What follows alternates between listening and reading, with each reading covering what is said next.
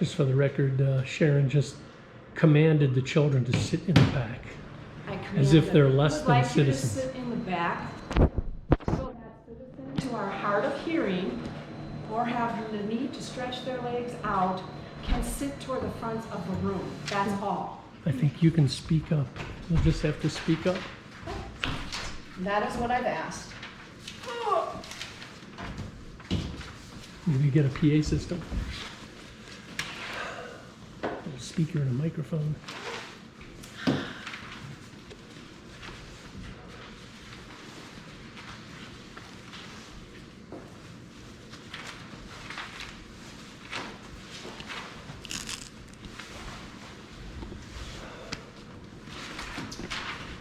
John, just so you're aware, prior to you getting here, Carol accused people of not doing their jobs the right way, and if they can't do their jobs the right way, that they shouldn't be here. I just want you to be aware of it. Well, it goes for her too.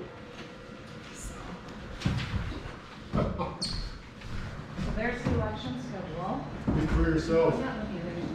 But that's what you wanted. I'm not, everyone else was in here. Everyone else was in You here. threw them at me, I When was she trying to did this. print this out for you. Charlie wasn't here yet, but I don't need the attitude. he's recording it. I think- You don't like my attitude, I don't like your attitudes. We don't need the attitudes, we all need to just chill. Let's pull out the policy decorum on how meetings should be handled. Ah, the meeting hasn't been We're called not to at order it. yet, Carol. The This meeting has is not been called to fully- order. The schedule, here is the vouchers report, there are the vouchers. That's what you said you needed. Thank you. You're doing a good job. Excellent You're doing a fantastic job.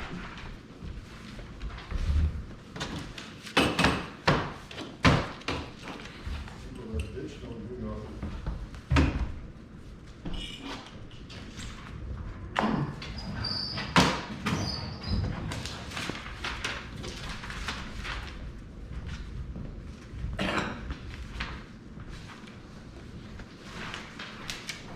It's a civics lesson. Civics. Oh, it's a class in high school.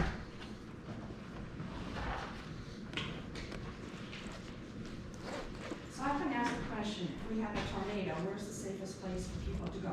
The fire station? I think so. Yep. In the bathrooms. Like, would all fit. That's But that what- area? At the highway department, that's where we have to go in in the bathroom. Yeah. Well, whatever it is supposed to hit us about 7. Who knows, exactly.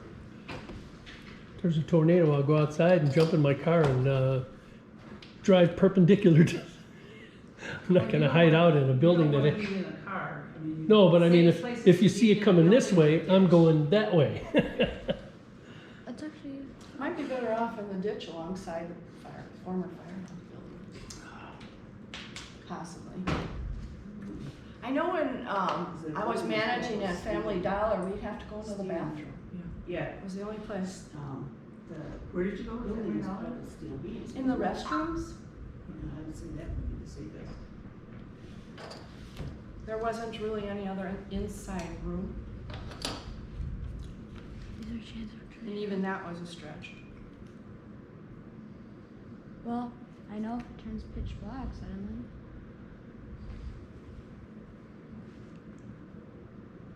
Let's look at the weather channel. We haven't looked at the weather, did we? Is there any chance of it turning out? I hate tornadoes. Well, Laura was gonna be Well, who here. likes Maybe she was tornadoes? gonna- It's me. I was gonna do it 5 minutes. I got here just before 5.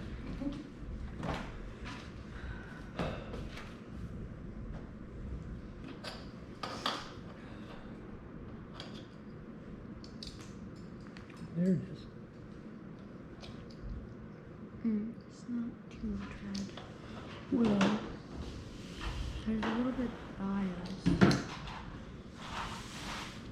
Oh, it looks like it's moving. It's gonna no, move. this is now. You see where it says now? Oh, and it's gonna come towards us. What about? And this is just projected. So it's 6. So it shows by So, about like- 7, some strong rain is supposed to hit.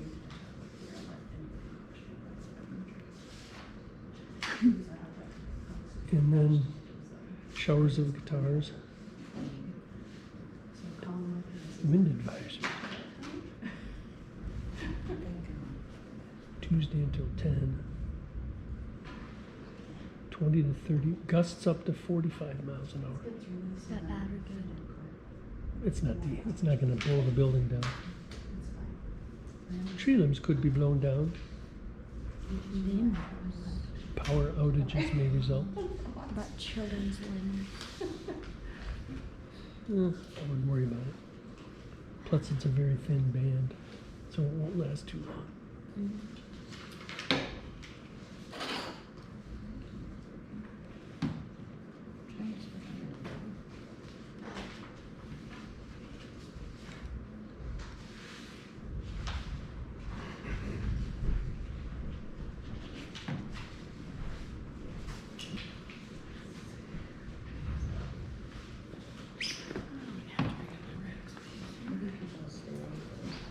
I think so. I think so.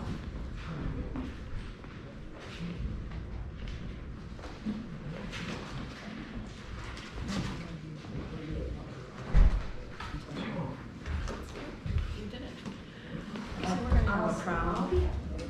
Yeah. Not a problem. Okay.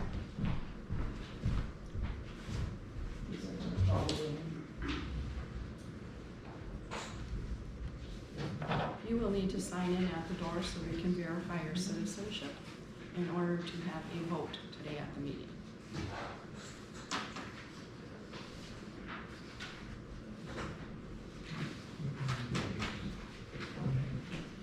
Who will be voting? We'll find out. Board doesn't need a vote. We can vote. John, Carol, and I. And Carol. Sorry. Is it gonna be by hand, like this? It's, you get a little colored slip just to hold up for, Oh, rather than trying to count hands. All right. It's not a voting gotcha. thing as far as a ballot. Right, right.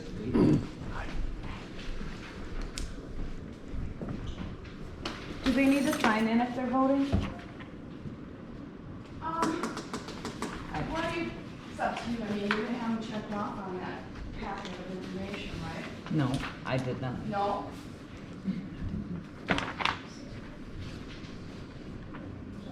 Oh, You can just leave that, I'm fine, one way or another, we've been having people sign in all along, especially if they wanna talk. It's a town board.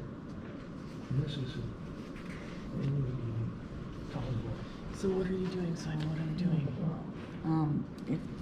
I just brought the election thing to verify if you don't know someone. Oh, so we can verify that they, because we're doing a vote thing or something? A yes or no Oh. vote. A yes or no vote? Hold up the Whoops. So you just have to be on. Feet.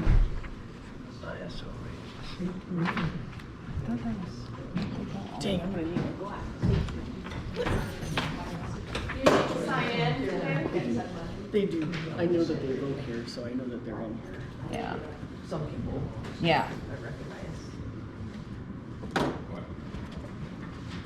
I should put the sign-in sheet right here by you so you can say sign in if you want to vote. If you want to vote. Oh yeah, I got when we walked in, I got that one. This is just for me. I don't want everybody there. We're shakers to me. Yeah, I know that you guys vote here, so I recognize you. But I don't know a lot of people, so I just did it for certain people that I don't recognize or I'm not sure if you're ineligible. You know what I mean? You gotta Hi, say Terry, how are that. you? Good. Why not? You look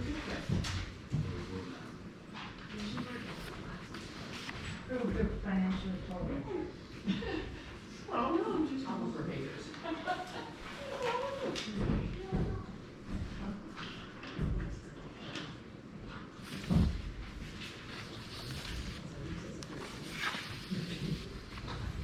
Okay, thank you. Thank you. You need help? Just yell. Okay.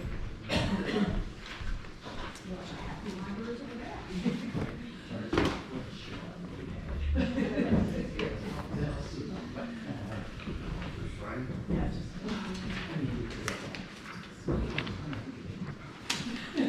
Wow, it's all set for Monday.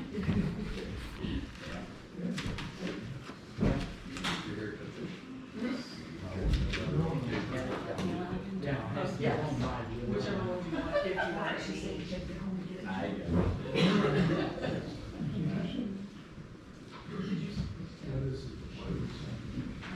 Just that you're here, or if you wanted to speak, and you should probably sign in, I'm not gonna say it to you, but you should probably sign in when you want to speak. That's not what I said, you just heard me say exactly the opposite. So, but what I'm saying is you want to speak, you should probably sign in, just so that it's recognized. I have good thunderstorm. I do. I like to sit on a lower level on our house. We've got the bottom patio and just watch. That, there was a huge tree right in front of that. One, and they took it down. There's a lot of trees that are going out. That's good, that's true.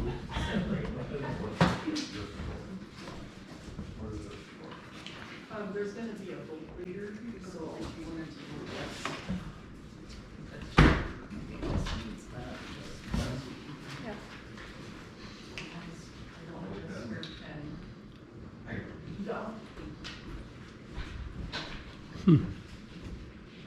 Laura, thanks for coming in to take care of that. I'm sorry that I was late. It's okay, people I just was started actually- coming extremely early. I was It's actually okay. here earlier, but the door was locked, so I just waited. And I got here about 10 to 5. Well, my God. The door was locked though. Check it over. Oh, and I parked out front because I can't tie to it.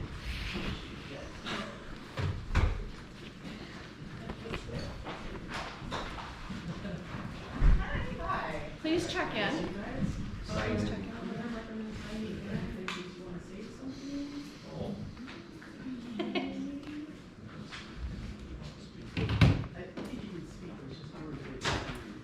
Check in. We're taking my daughter to the Tim McGraw concert this weekend, and out to dinner for her birthday on Friday. My 4-year-old grandson's birthday party is Saturday. And I'm going to the Badger How did women's it go? baseball game on Sunday. Oh, it probably 60, 60, so that was 60, okay.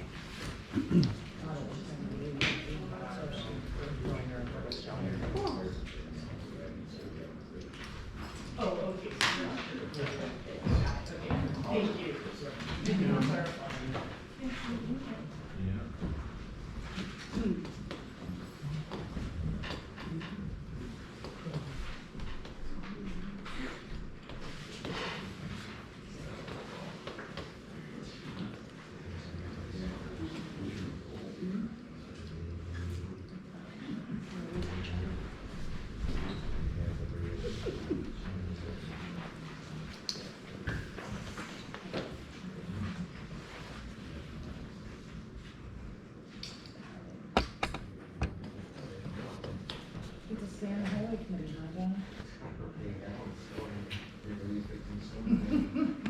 It's his favorite. Got shaken up a bit, huh? Interesting. You had meetings all day today, didn't you? All day. Very interesting.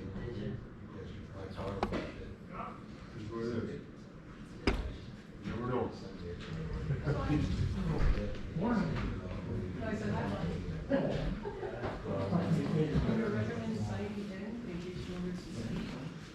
And then there's gonna be a vote later, so this is.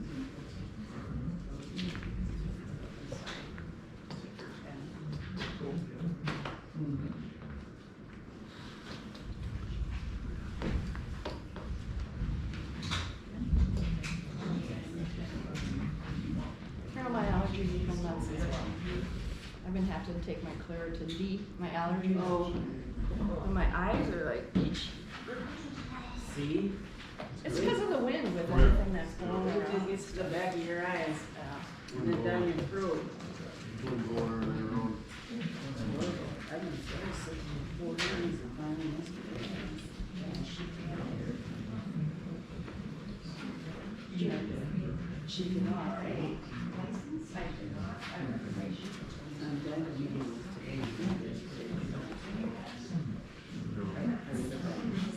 I'm sorry. I'm excited.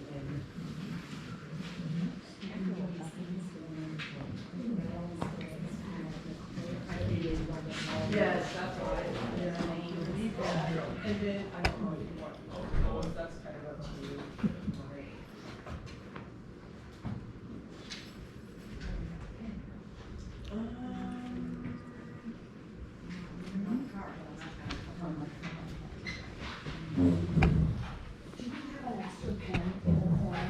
Do we have a what? An extra pen in the corner. We got a whole bunch of pens. One right here. You're just gonna hold it up, you don't have to write on it. Oh, okay. I didn't know what you wanted. Okay. No, that's I okay. have to get my, Okay, it's up to you, but I'm recommending. Okay. Did you? I never got one. Did you sign in? Or Yeah, I did you want signed to right there. in? I was the Thank first you. one. Thank you.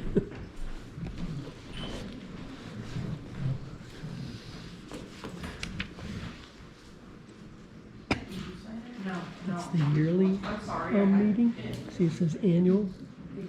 Anno is Italian for year. And then this is a regular monthly meeting afterwards. It's the agenda. Call meeting to order. It's a new business, roadside maintenance, insurance, upcoming dates. So you can see the agenda for next time. No, it's usually not posted until a day or two before. I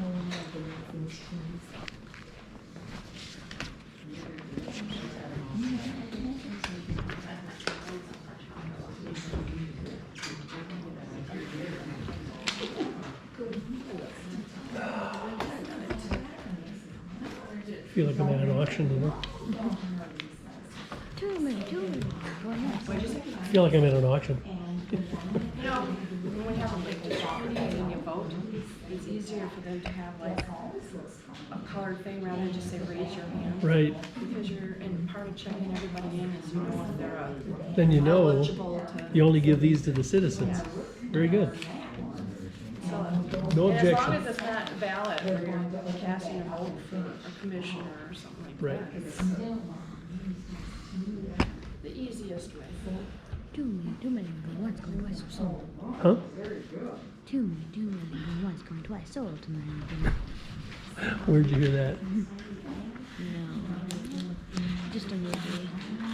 I was gonna have some movies with Betty. Maybe you'll be up here for an auction sometime. You ever been to an auction? No? They're fun. I went to one in Coloma. No.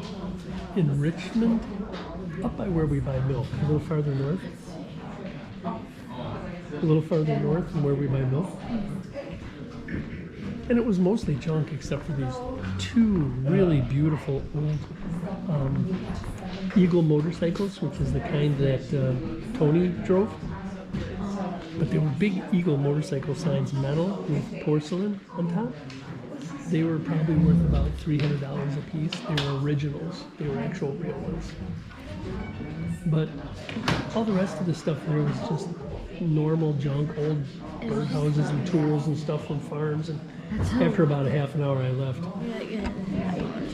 There was nothing I was interested in.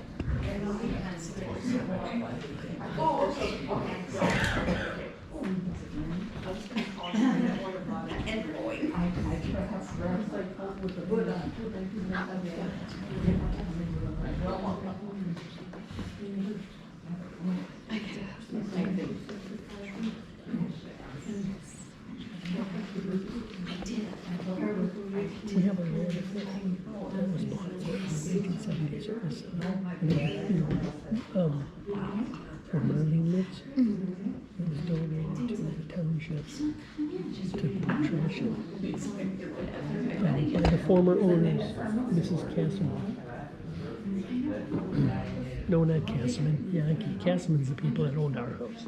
Yankees donated the land for a landfill. And so now the landfill isn't being used anymore, and it's covered over.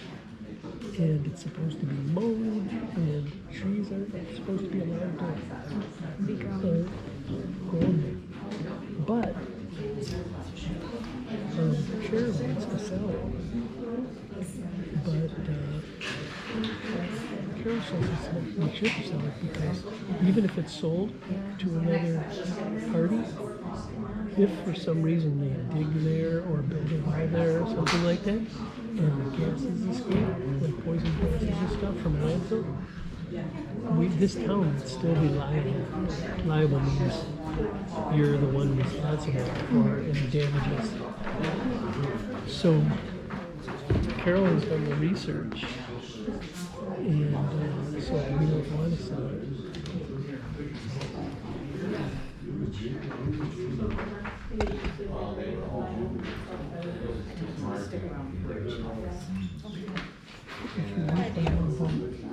It'll be sad because Grandma's not here. Yeah, or it's lost in anyone. But Thassan doesn't live in this township. He lives in the village. See, that's Westfield Oh, Village. Grandma's a citizen. Right, she's a citizen of this township, of this town. So he was around the plant's office. 5 minutes. So look at this. Like right there. These are kind of the ones we want to focus on.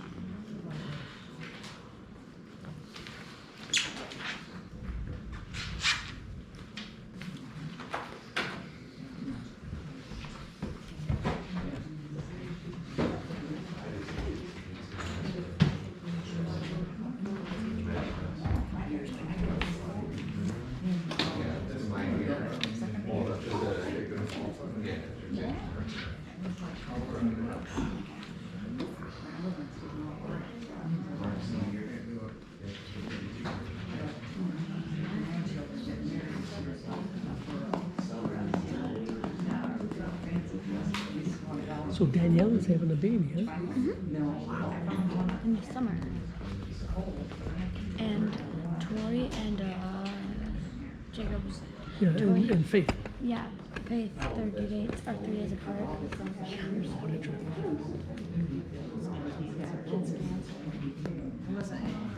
Cousins.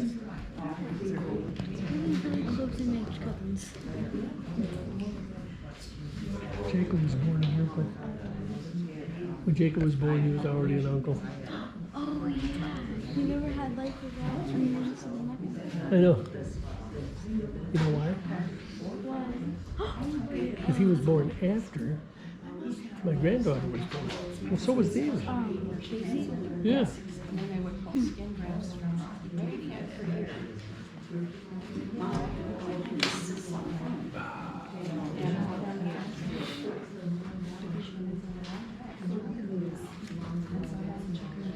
So you can have an uncle or an aunt that's younger than you. Yeah.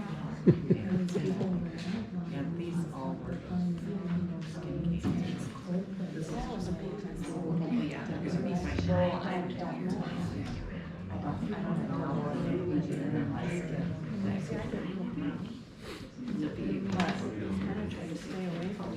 I gotta make sure that I keep these things.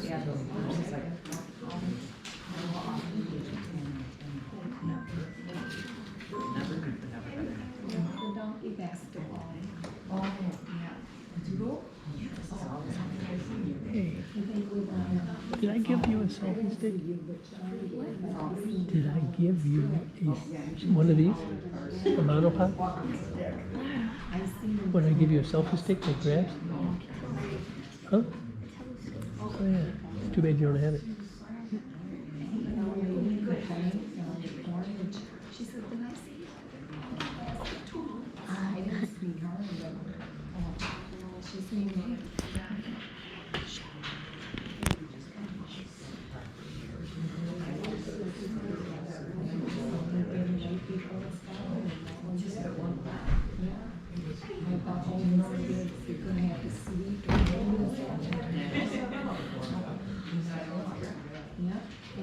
before it started.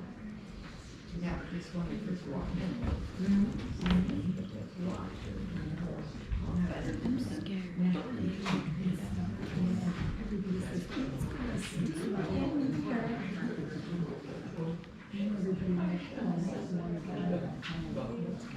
He stuck out his name like the staff lady walking on it to get on the donkey.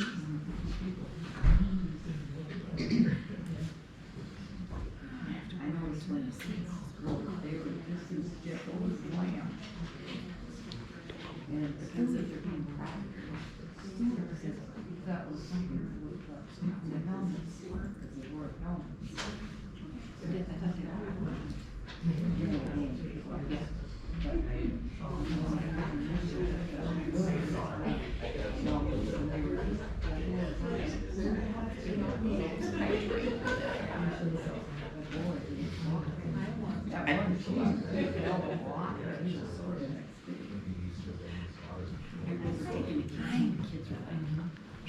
Saw you the other day, working out. Were you there? Socratic. Listen. Remember that old round back mandolin I had at the, Yeah. Yeah. that was hers. That I was fixing.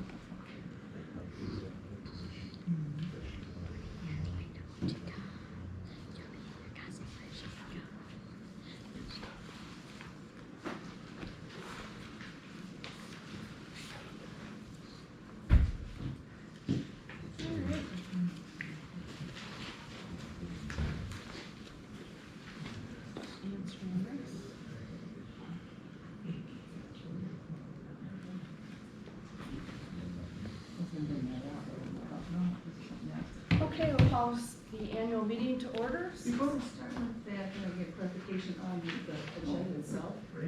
The notice says that this is an annual meeting of the town board of the town of Westfield. This is not a meeting of the town board, this is a meeting of the town of Westfield. Correct.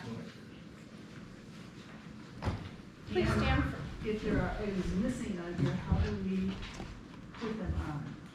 there aren't items missing. The approval of the last meeting's minutes are not on here. And if the citizens want to talk about the sale of the former land site, do they talk about it as part of item 5 or part of item 3? It's part of item 3. The meeting's called to order. Let's rise for the pledge of allegiance.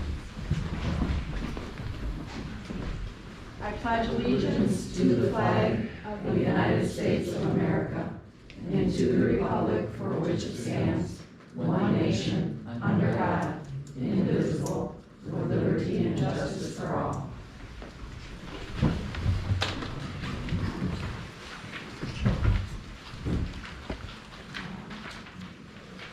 I'd like to take a moment of silence to acknowledge the loss of a few people in our town very recently. Jody Cummings, Donna DeMott, and Kathy Krieger. Some of you might have known Kathy Krieger by her nickname, which was Sweet Potato. So if we can just take a moment to remember them and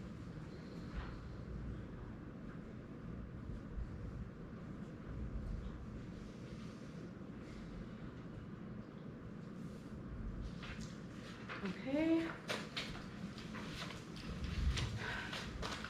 And if I miss anybody on these, I try to follow the paper and whatever else I can with anything having to do with our citizens, so I apologize if I've missed someone.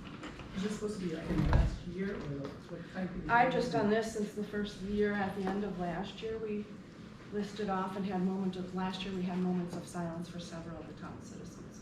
Okay.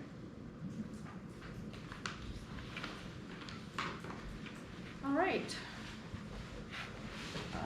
Next item on the agenda is an opportunity for citizens to ask some questions if they need to be, or address any concerns, or inquire about things that they have on their plate, so to speak. Any questions, you'll raise your hand and I'll acknowledge you, and you will address me as the chairperson. And if I choose to have another person on the board respond, we'll move in that direction. but it will be orderly. And so, it's kind of why we asked you to sign in. I haven't seen that list, but if I could just confirm, Laura, is everybody here except the 2 children?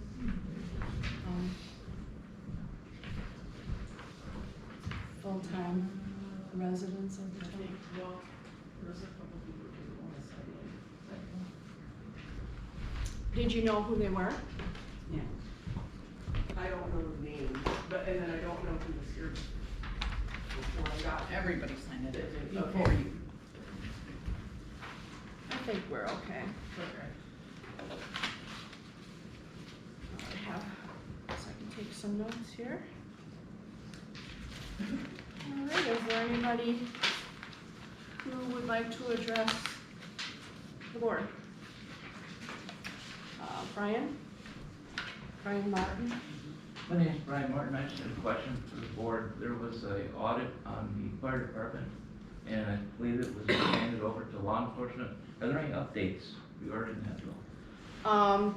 I did meet with the sheriff, the deputy sheriff, and the district attorney, and turned over the same documents that people who were in attendance at the public meeting received.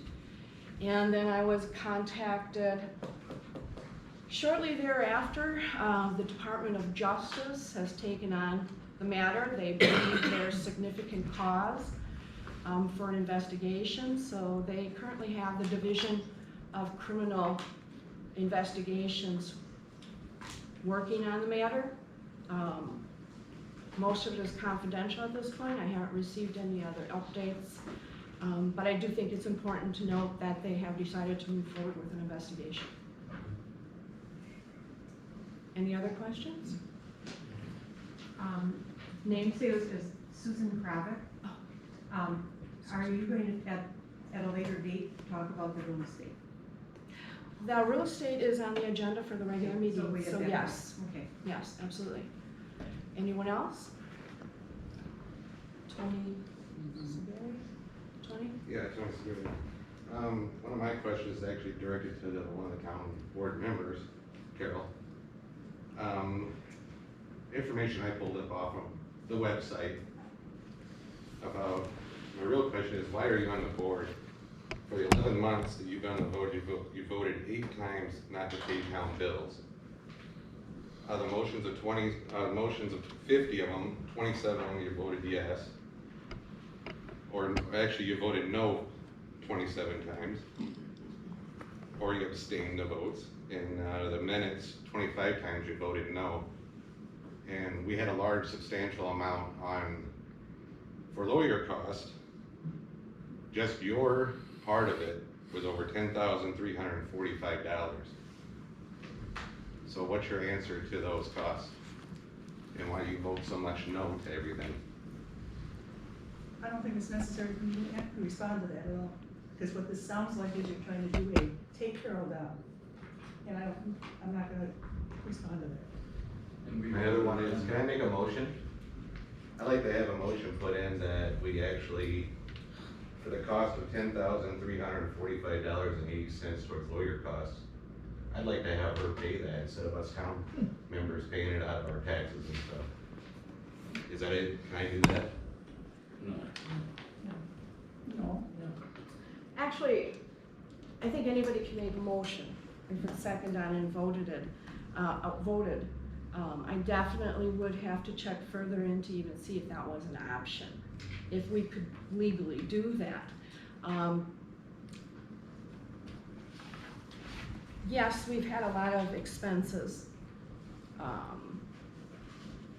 for the attorney, and unfortunately, a lot of it is due to open records request, the false 911 call, several other matters where we had to seek legal counsel, addressing many issues.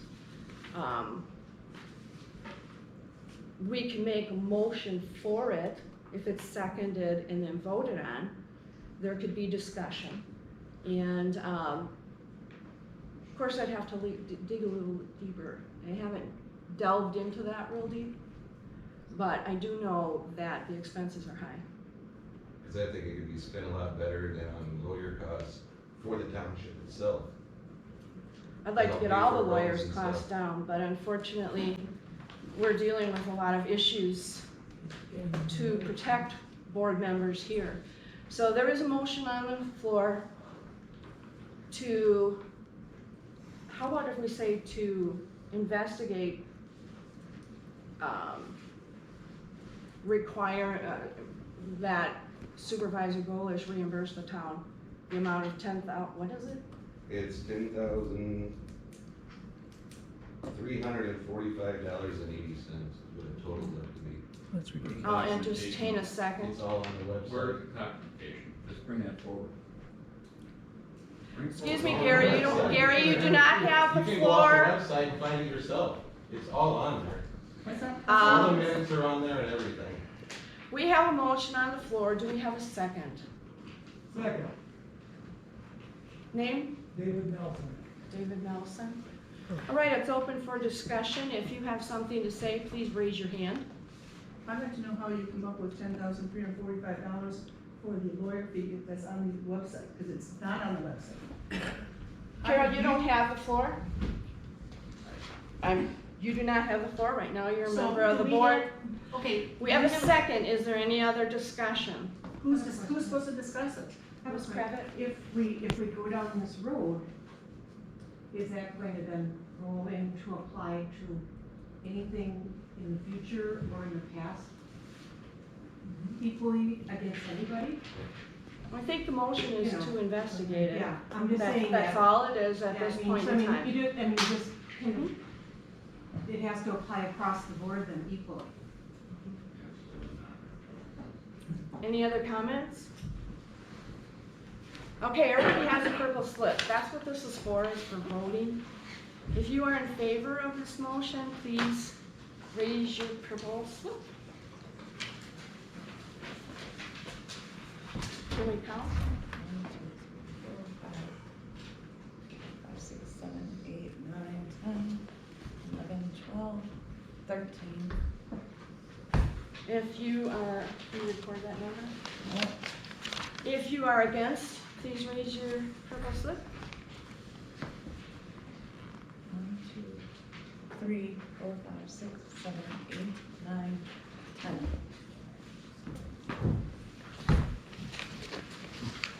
Okay, the motion passes. I will investigate it further and have a report at our, it wouldn't be tonight's regular board meeting, it would have to be at the next board meeting. Any other citizen comments or concerns? Laura? I don't know if now is an appropriate time to ask, but, and just tell me if later would be a better time. I didn't look at the paperwork, I didn't get a chance. But do you have any idea, at this point, how, if we're gonna be saving any money, switching, now that we've switched with the fire department? And if we did, how much? How much will we be saving? I think that's a reasonable question based upon the fact that we're reviewing the financial report.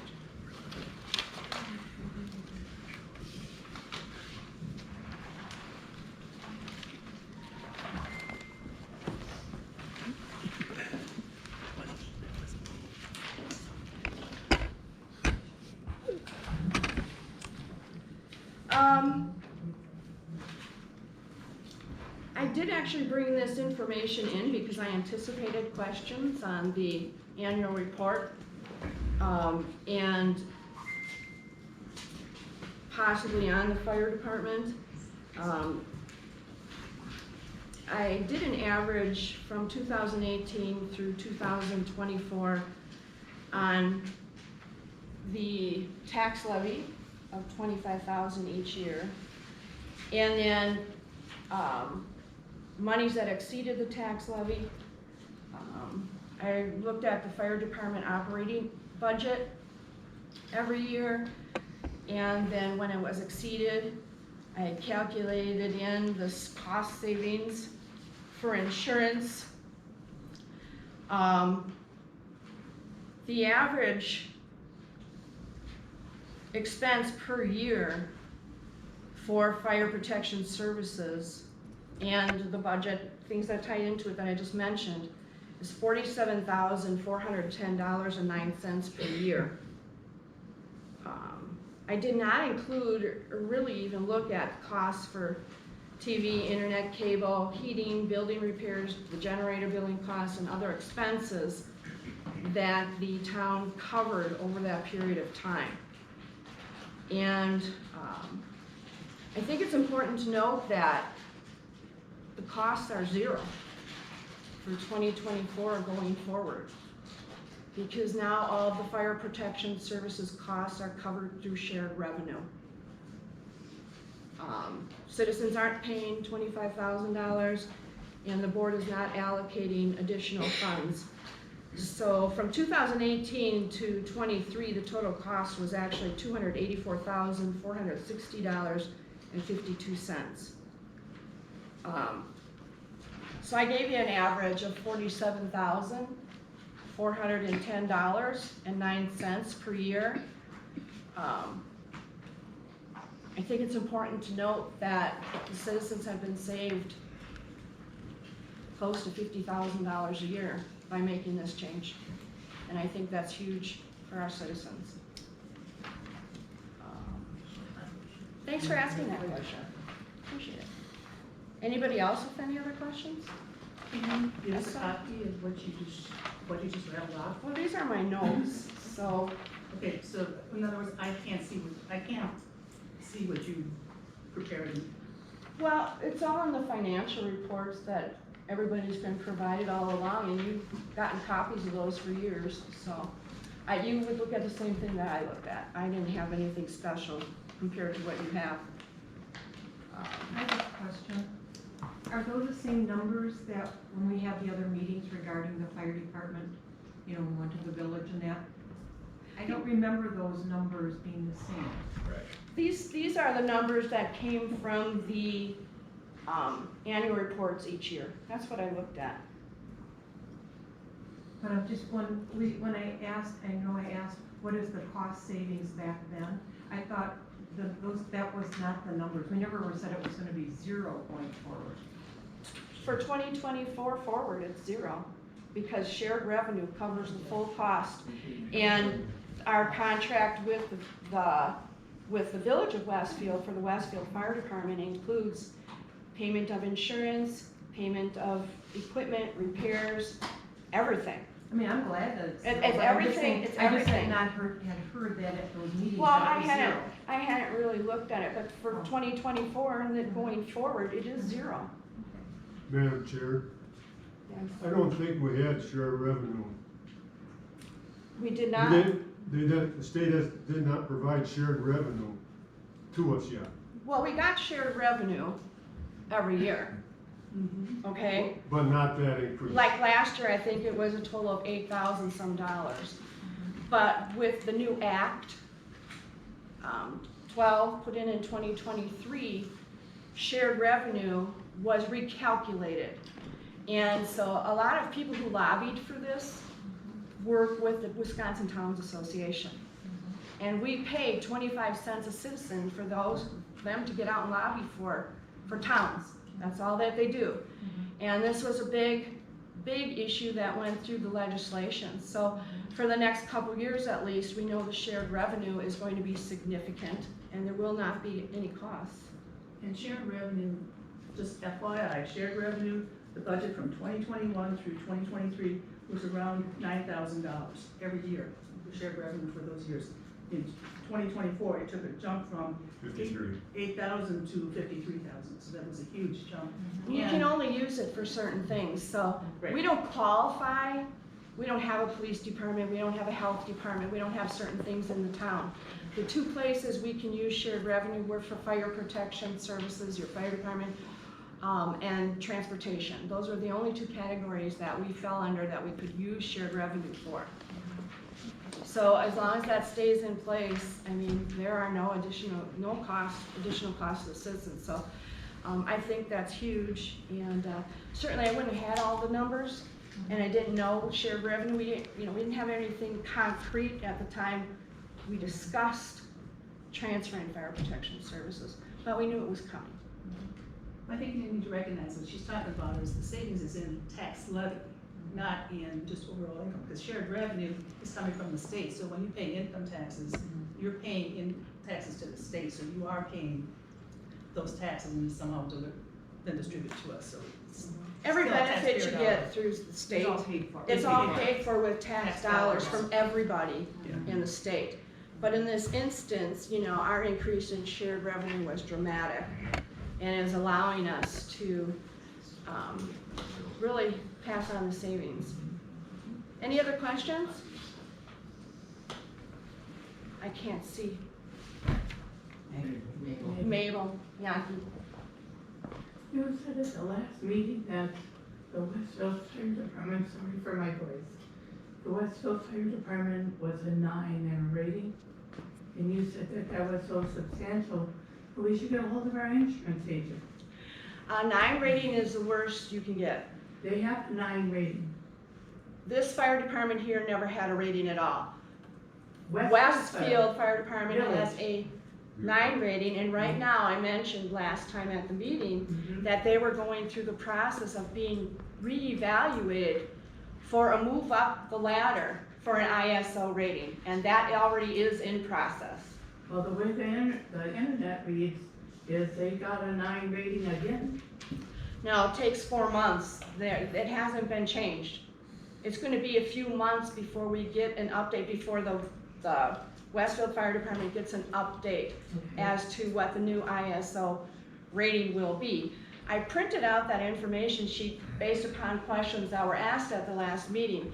And I had been under the understanding that you had to be within a 5-mile radius, okay? And it's not. You have to be within a 5-mile roads, 5 miles in total roads. So you can't just do this radius thing. And a lot of what gets involved with that and the decision making is if you have access to water as to increasing your ISO rating. My insurance went up after I called them. So it didn't work so good for me. So it'll be a couple months yet though. And then they'll, Well, you know, I'm not friend of my agent, he said call me next year. well, I choose to believe the fire department who's going through the process. And hopefully your agent will be on top of that when it I changes. hope so. Okay, because then you should make that call. Yeah. Okay? Any other questions? Charlene? Charlene Bennett. I'd like to ask Supervisor Carroll. I've heard rumors that she has board meetings at her house and they have beer. I mean, how do you get invited to these? I mean, is there an agenda or what? Board meetings. Are you jealous? Not board meetings. You'd have What to- are you asking? There's no board meetings at her home or anybody's home. All We right. have them all here. If she's choosing to have citizen meetings with citizens she invites, that's up to her. Serving of any type of alcoholic beverages could be considered a bribe. Could be considered How about a candy? bribe. How about candy? I said could be considered a bribe. Cookies? You don't have the floor. Cookies and beer? I think the question is how do you get invited, or Yeah, how do other as- citizens find out about it? Who goes to them? Carol, do you want to respond to I that? think my personal life is none of your business. Amen. Period. We should carry that all over with the board, hey? Yeah. Okay, any other questions? Mr. Johnson? Why are we not having a full fire department report like we always had at an annual meeting, and cemetery reports too for both cemeteries? They both get money from our township, and it's always been a requirement. And what was going on since? I can't answer that because last year I was at the annual meeting and we didn't have representatives from those departments. You They gave a weren't- gave a fire report because we had a fire department, Yeah. but we don't have one anymore. We have one that's serving us. Serving us. We, the town itself, no longer maintains a volunteer fire department. And I certainly don't recall a cemetery meeting report. John, you've been on the board way longer than I was. Can you respond to that? No, we never had a report. Yeah, you did, John, you did. Sure. Sure did, both cemeteries. Well, years ago, I don't know, but we're gonna focus in the current time frame. And what happened or was good years ago doesn't necessarily mean it's required now. The last report I gave on cemeteries, actually Mr. Quinn is here, and he is the new gentleman who represents the cemetery by the lake. Correct. Did you have something you wanted to report at all? Or any No, activity or any, I mean, My basic job is to write a check for the guy that mows the lawn. okay.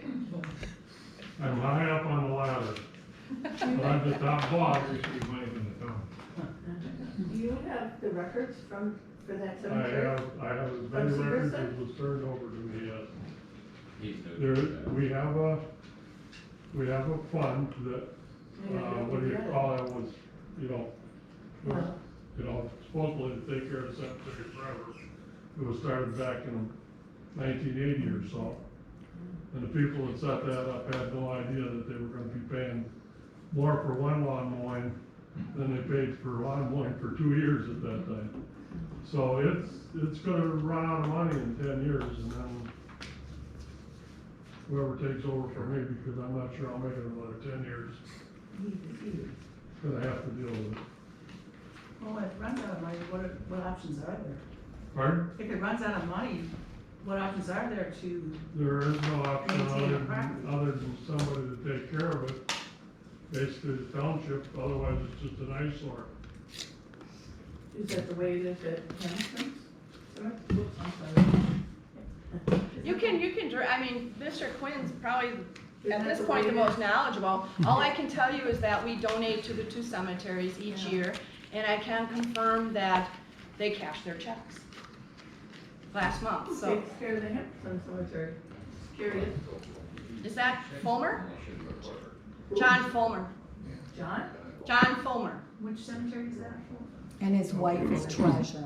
His wife is treasurer. And I bought a new flag, which I'm going to put up if anybody wants to know. Which cemetery were they talking about? Oak Hill. Hamilton's. Oh, Oak Hill. Hamilton, okay. Oak Hill. Now, as far as like the Lawrence, or the Riverside Cemetery, which is on the lake there, all the lots in there are sold, so I mean, it's just It's just a maintenance a situation, right? maintenance thing. Now, I believe this cemetery here has lots of, Go ahead. Charlene Bennett. Seeing he's answering questions, I wonder if you could ask, or if I could ask him, if they're gonna put a fence up around there again, or you're just gonna leave it as is? the fence got taken down because it was dilapidated, and, I mean, unless Somebody donates somebody money. donates a lot of money, there ain't any money to do that. There's money to maybe mow the grass for like 8, 9, 10 years. Well, maybe when you get closer to that time frame, I would suggest, obviously approaching the town, but you could also approach the Lawrence Lake District to see if they were interested in contributing anything to that as well. Yeah. I would say that was a way to go, but don't wait till 10 years when you don't have any money. Maybe at 7, start reporting that you're in a situation where you may run out, so that, I think everyone would agree we would want to maintain our I guess I cemeteries can in only hope town. I'm around long enough to worry about it. Then you gotta tell the next person then if You you're have not. to train the next person, So, recruit the next person. Madam Chair, you had, yes, on, down here, Memorial Day weekend, they have their meeting, Memorial Day weekend. yeah, I was invited to that. but On I was Sunday, gone. where they give the reports and all that, if anybody wanted to come. Is that posted anywhere, like on the website, so people would know?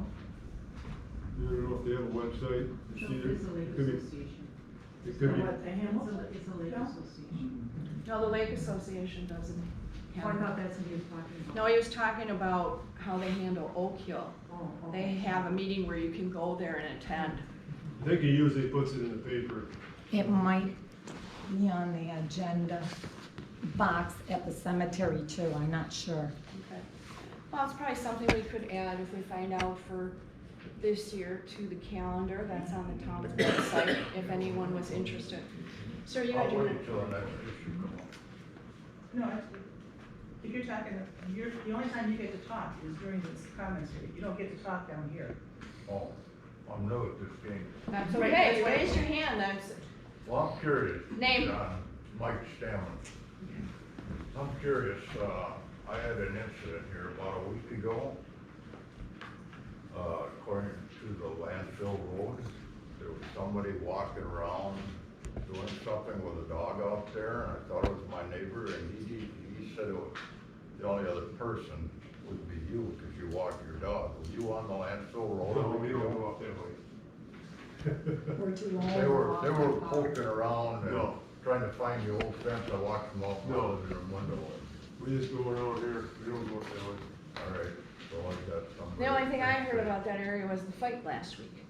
I mean, there was a guy posting my land there, and I thought maybe something was going on with that. Yeah, I have no idea what's going on up that way. I questioned the neighbor next to me, he's got a dog, and he said he don't go up there with his dog, and I watched you or him or somebody, whoever it was, messing around, trying to find the old fence.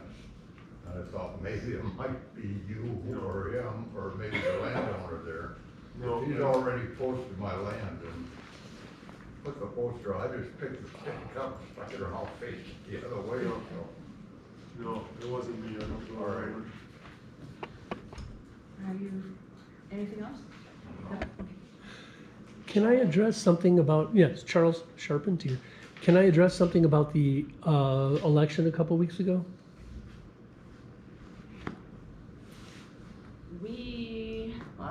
Is it about how things happened here? Yes. I mean, I if can ask that's, the question, I don't know if we'll respond. okay, I'm just, as some of you know, I came in and I was an observer and I was photographing, and there seemed to have been some controversy about what was allowed and what was not allowed.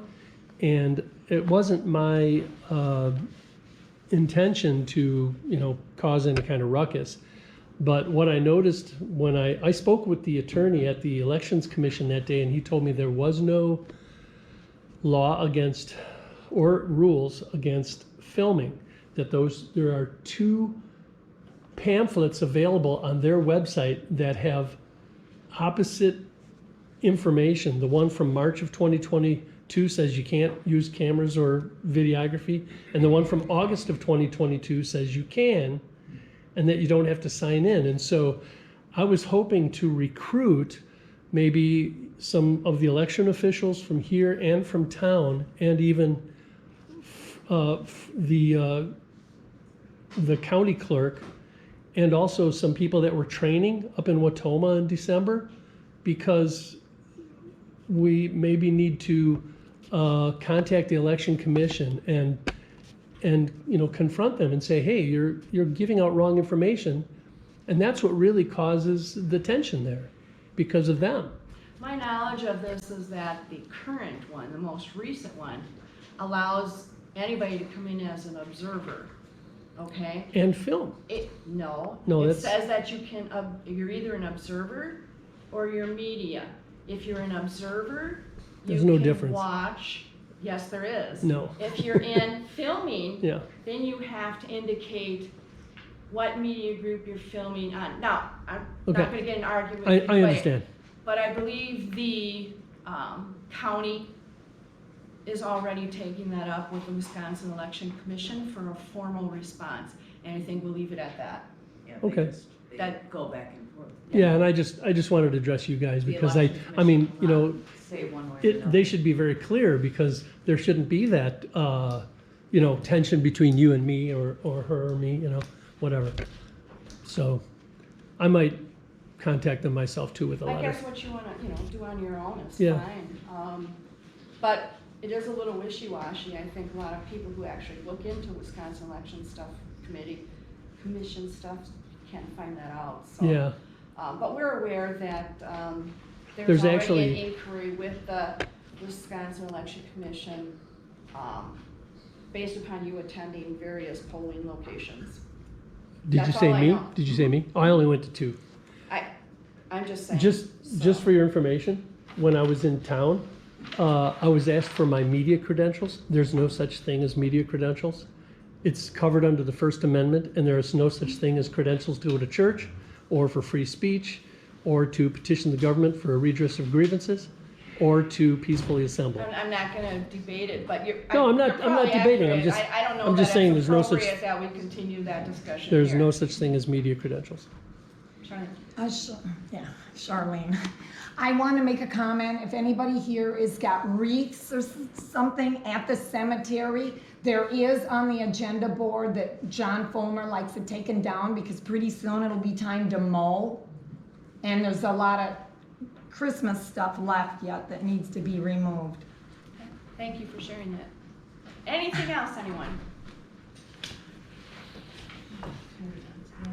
Isn't that kind of Terry odd? Johnson, I want to address the landfill site sale. Why are you doing that? When the landfill was closed, the township became responsible for maintaining the landfill site according to DNR standards. Maintenance of the landfill site and related liability applies to perpetuity, which means it's unending. The liability for the care of that parcel of land does not end with the transfer of ownership. If the property is sold, how would the town ensure to its citizens that the new owners, now and in the future, will comply with DNR maintenance standards? Which means that anybody in the township or anybody that buys that land cannot like drill a hole through the cap that now covers the landfill. We kind of already discussed this, and these would be guidelines that would be established as a document, part of the sale documents, their liability and what they're responsible for. And we are required to provide all that information if we move forward to the DNR as well, so that they have that on file in the event that there would be an issue farther down the road. So we are already aware of that. You can transfer most of the liability to the new owner, but what you're looking at, I'm sorry, I can't.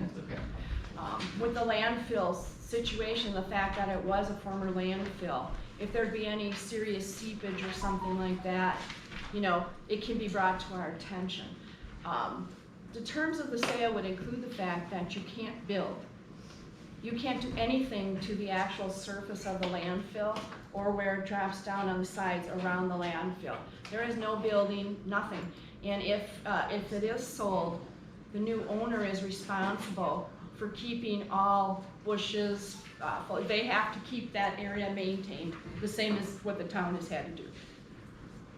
So it's all part of. Why would anybody want to buy a piece of land? Is this where we're gonna discuss this now or down later on the agenda? If you have any comments about it now, it's gonna come up on the agenda, and then the board will discuss it, and you'll be allowed to vote as to whether you want to move forward or not. Okay, now, we need clarification, because this is supposed to be a town meeting. The town citizens need to know when they can comment on it. You said that they had to do it during the comment period, then you're saying that the board's gonna discuss it without the town input. That this is the town meeting. There will be town input, we'll discuss it, and And you'll have the on number five. opportunity to On vote number on five. it. Every person here will have the opportunity to vote on it, and if anything else comes out to light, that's fine. But, I think I addressed your question.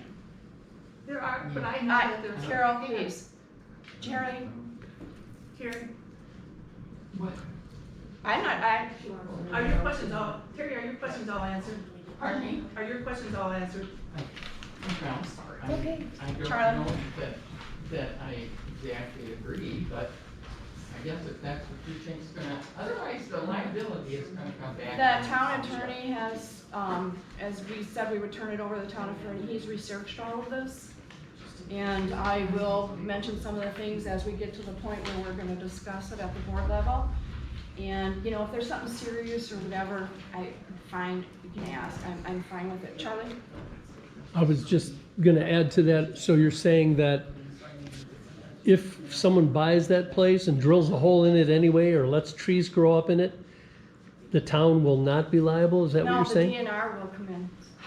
But the DNR will say, the DNR has already said, I have it in writing, DNR has said that the town is still liable. Period. They're liable forever. I think that's the crux of the issue right The there. town could face some liability if there's a chemical seepage, and I have confirmed that as well, and as has the attorney. And if the town. That's what it is. Anything that's maintained incorrectly on the property, built incorrectly on that landfill site, the DNR, the new owner will be 100% liable for all of that. And the DNR would be called in, and see, the DNR will still inspect that property. But they only inspect, it's been years. I mean, they don't have the staff to come out and do it, but it's on their schedule as to when they inspect the property. So any potential new owner has to be made aware of these requirements, and it would be part of any sale documents. It would be full disclosure. Liability issues that you're talking about are they in writing? Because They will be in writing, Carol, with any sales documents. From the attorney and with DNR agreement, because the DNR, I have it in writing. I have the same information, the DNR does not have to agree to the sale of the property. They have to include in the sale documents the issue of addressing the liability and what the DNR requires. It would be in any sales documents. The DNR in writing says the town would never be completely relieved of liability because they put their boat in the landfill. Now, if they don't own the property, they don't have the liability insurance at all. So they're uninsured for that property, but they're still liable for that property. So why would they sell it? Enough said. Anybody else with any questions? How much land is involved here? 9.8 acres. This is under just What under is its 10. own current, what is the current zoning on that parcel? The exact, I have it here, let's see. Because if it's under A1, Garbage dump. you know, that's a non-conforming size.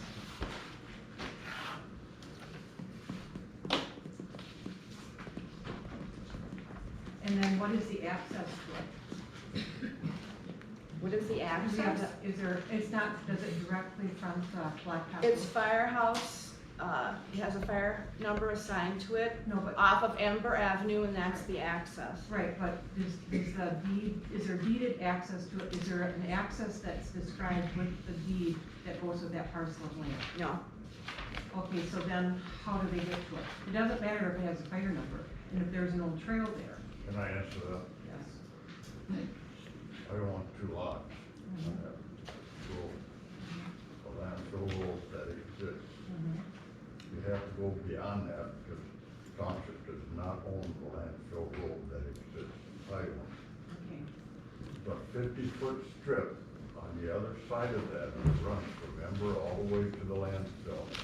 If they wanted to put a road in there, they're more than welcome to put a road. It's all hilly and road. Who owns that land? The town owns the land. To that strip of land you're talking about? The town owns the land. The town owns 50 50 feet. feet straight. beyond, east of the All the way existing down to the landfill site. All the way from Ember to the landfill. Okay. The existing road is owned by the parcels of the people that own the parcels. Okay, so the ones that they actually use, So the they township actually, does not use. they actually do not. This was donated or given rights for the township to use that road to get in there. But I can show you. The on town deed. owns the 50-foot road Yeah. all Yeah. the way But down it's as not- access Yeah. to the landfill and everything else. The only easements that are on record, according to the title search, are for the pipeline company that runs through there. They have the easements. There's nothing else on file. There's been a full search done. Yes, they own 50 foot And- wide east of that yeah. landfill road. So there is a deeded access Yes. to it. Just, but it's just a 50-foot strip, and it's not a road. It's not a road, it's full of hills and Yeah, trees. okay, but there's still, I mean, it's not It's landlocked. the access road that Yeah. everyone used to get to the landfill site. Not the 50-foot isn't. Not the one that. And so your road is first to No. get to your properties. No. No, I own that landfill road. I own that. Do you wanna look at the, did you look at the GIS I map to showed see? you, I gave you a copy of this. I do have the GIS now. Yes, Yeah. and it distinctly shows that the landowners that own up to the road actually own across it. You don't have ownership of any of that road except down by the gate.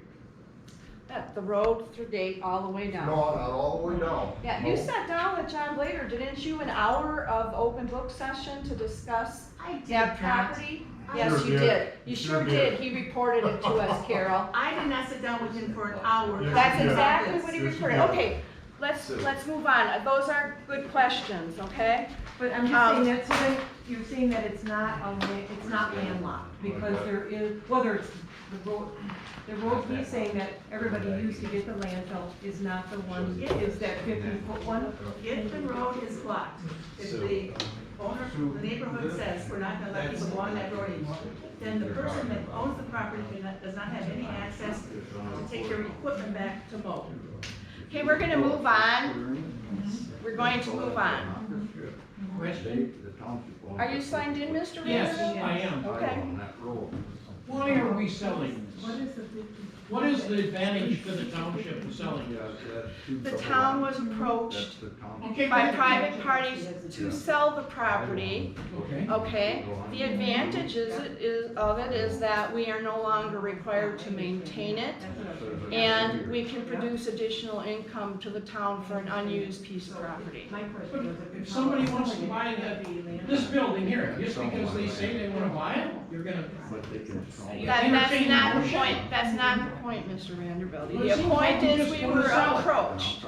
It seems like you're just really happy to sell it. We've and had there's no need. citizens in the town since reach out to buy the property as well. It's an unused piece of property that the town owns, that we have an opportunity to sell. Are you gonna put it up for auction? You should. Or on a referendum. We're not gonna do a referendum. We are simply voting here whether or not to pursue it. Anyone else with any other questions? We're gonna move forward. I'm I sorry. still have a question, I'm sorry. The other question I had was if it's a land, reason why, when you're talking about the DNR saying, you know, once we approve the paperwork and that, I went through a real estate transaction a number of years ago. The DNR gave it a clear cleanup inspection and a written letter saying all's clear. We have that. I'm not saying about this, I'm just saying for an example. But another owner came in and found a pile, either they missed, or I don't know exactly what the details on it was. The DNR came back in again, changed their mind on all the stuff that they had said before, and rolled back, and all the liability came back against the previous owner that had sold it, even though they had the all clear.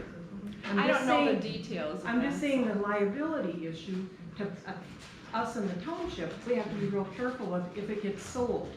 Because if that liability in any way doesn't get totally accepted by that buyer, or is not ironclad, then when something happens, will the DNR still say, oh no, it's still that guy's thing because he signed it? Or The DNR explained to me, and the attorney followed up, that the situation that they would be looking at to bring back to the attention of the town would be if there was chemical hazardous waste leakage, okay? And part of that is why they don't want trees, bushes, plants, and all that thing, and any of that on the top of the landfill or around the sides of it. okay? Would the insurance from the township still cover if there was, if it did roll back to the township for some kind of a lawsuit? I think, you know, that's a good question for our insurance call. Would they still cover us if we didn't own it? I'm just saying, I think it's great to still get the money if it's totally protected and we're not gonna be down the road holding a bad apple, so to speak. Well, and actually, you know, the last time it's been used was in the 80s. We're sitting in 2024 and, you know, there haven't been any issues for anything with that landfill site except for a couple people who live around there dumping some things there. Or the fact that in 2013, the town did not comply with the maintenance requirements that were done, so they had to come back and comply. And right now, we're not in compliance because we have woody vegetation growth. So the town is not doing. This is the year that the town would be scheduled, I believe you said it's every 3 years, that the town would be scheduled to come out and cut it down, remove anything that was there. This is the year that it would be done, Carol. According to the inspection report that was done back in 2013, it's supposed to be annual mowing. So I don't know where you come up with this. Okay, we're gonna move on right now. We're looking to review the financial report for 2023. Everyone should have a copy. I will let you address any issues on, or speak to the numbers that are on there, and then we'll.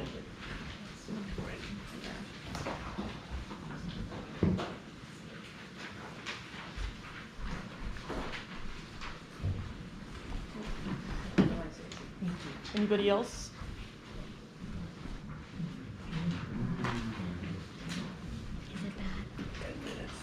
Are there any questions? Just a little wind.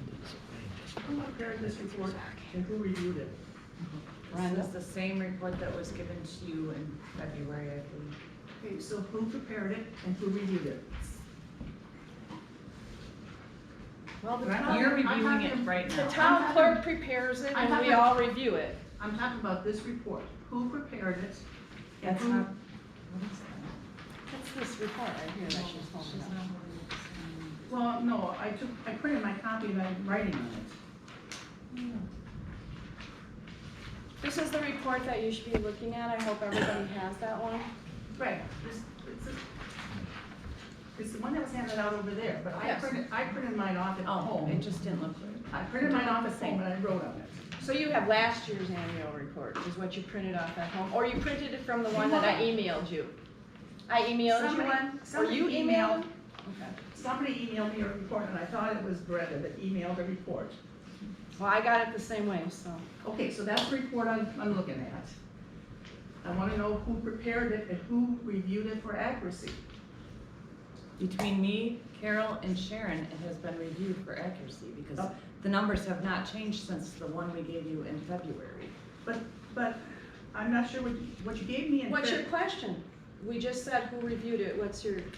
Right, so now my question is, you said it's the same as the one you gave me in February. Well, in February, you handed out this document as the 2023 schedule of expenses, which shows the month-to-month revenue and expenses.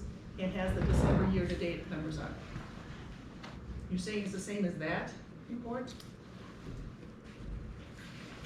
I know that there's an adjustment on here having to do with 2% dues. Well, I know. And there's an adjustment of $18 based upon an outstanding check from 2023. Adjustment from this report to the financial report. Because when I compare the numbers of these the year-to-date numbers here to the year-to-date numbers on here, taking away the levy, because the levy is a adjustment that has to be done, the numbers are different. I get $234,000 in revenue on this report, but only,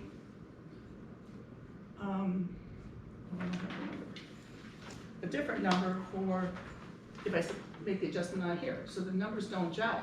And I tried doing a line-by-line comparison, and I can't come up with how some of the numbers were calculated. So I'm just wondering what happened. Should I rely on this detail or not? This is the annual report that's filed with the state. Right, but this report then that you published is not accurate anymore. It's not gonna be exactly that, because some of the numbers are pulled from the, what am I looking for, the reconciliation of the bank accounts and whatnot. So you get different starting numbers, than you would have in your calculations. For example, am I right, the cash on hand is the carryover from last year, and then pursuant to the reconciliations, and then the tax collections are the same numbers that also are in the general ledger, the Schedule C that are reported. How can, The rest of the numbers match, the income numbers would match with the report. well, how can anybody out here look at it and say, okay, this number, we should approve this because it's accurate? Because when I look at it, for instance, I see fire dues and grants, 2% on this report that you're showing to us public now is $5,124.87. But on this report that you gave to us last February, it's $10,679.13. That's correct. In order to balance your budget, you have to take into effect that at the end of 2022, there was $5,544.27 collected for dues. Those dues monies carried over to the 2023 budget when they were issued to the Westfield Fire Department. But you have to take them out of 2023, Carol, because they were already received in 2022. They were received in 2022. You're talking something different. Yeah, are you talking the 5,000, the 5,500 that's carryover, or are you talking about the new money? The new money I'm trying to understand why there's a difference. The new money came in 2023, the 5,124.87, and so that's the true number that was deposited in 2023. When you look at your income from the end of last year, those 2% dues were carried over into that number at the end of 2023 to reflect the total amount that was sent to the Westfield Fire Department. So this report that you published as the 2023 revenue is not accurate. It should be pulled. Nope, that's the accurate report for 2023. This one that you handed out. If you go month by month. You have to understand that when you're preparing the annual report, the only number that's gonna come here for the annual report that you report to the state includes the actual money that came in or the actual expenditure for the year. So I don't understand Carol, this. please have a seat as a board member, please. Well, could you please tell me why this number has, this page has one number on it, this has a different number? I just told you. That is a budget report. We are carrying over from year to year to year on a budget report. This is the 2023 annual report. This is what we brought in revenues in 2023. This is what we brought in this is what we paid in expenses So in you're 2023. telling me that all of these numbers here are not actual numbers? That's Yes, all they budget? are. If they are actual numbers, then the number here at the end of the column, last column is December of 2023, that says 2% dues is $10,184.47. Yes, that's what was in the revenue account. That was what was in the But account. we brought in 2023, we brought in $5,124 in revenue in 2023. Can we get an audit, because this should be. No. This should be an audit, this should be all of the actual expenses, not what's in the account, but was actually We're not received. even, can I just say something? We're not even looking at that. This is a 2023 report that I filed with the state. Are there any questions from the audience? Question, where are legal expenses? Wait a minute. Where's legal, where's attorney fees? It's in with legislative. You Legislative. buried it in there, how much is it? We didn't bury it in there.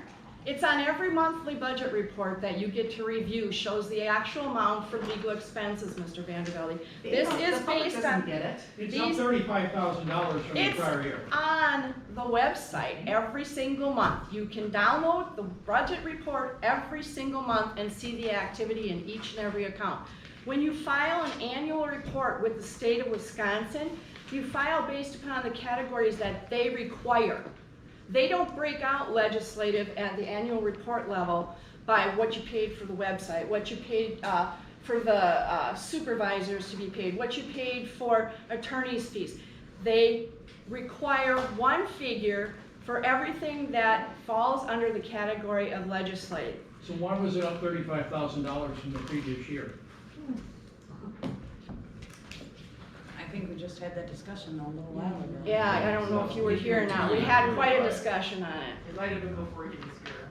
Yeah. This is the same report that gets filed every year with the state that Carol prepares. It was just, Brenda prepares. Carol was discussed, I'm sorry. And I looked at it and had a couple questions because of the 2% dues for being in 2022 and what we actually paid to the Westfield Fire Department in 2023. And that's where I myself learned that you're only reflecting what actually came in 2023 or was spent in 2023. So in 2022, there was one outstanding check for $18, okay? It showed up in the expense report as an expense in the annual report here for 2022. It was already spent. In 2023, you don't add in, or it was 2023, so we don't add it back in for the next year. It was already on paper spent, whether somebody has a check that carries over that they didn't cash. So that affects these numbers as well when Brenda puts together the annual report, and those were the two questions I had. Now, let's not lose sight of the fact that it is Brenda's job and the Treasurer Carol's job to pull these numbers together, provide the reports, do the filings with the state of Wisconsin. It is not Supervisor Golish's job to do that. She is not an auditor. Her job does not include doing that. Now, if the whole entire board, get dry mouth, if the whole entire board decided to do an audit, that's a different story. Supervisor Golish on herself does not have the authority as a supervisor to be demanding how they do their jobs. They are hired, or in this case appointed or elected, to do those jobs. The citizens hired them to do that. Supervisor Golish is suspicious every single month. Makes allegations, there's nothing to substantiate it. And we need to move forward and recognize that this is the report that they're required to do. They file it with the state. And if the Department of Revenue has any questions, I can guarantee you that they're gonna be all over these two ladies to answer them. Amen. Any questions?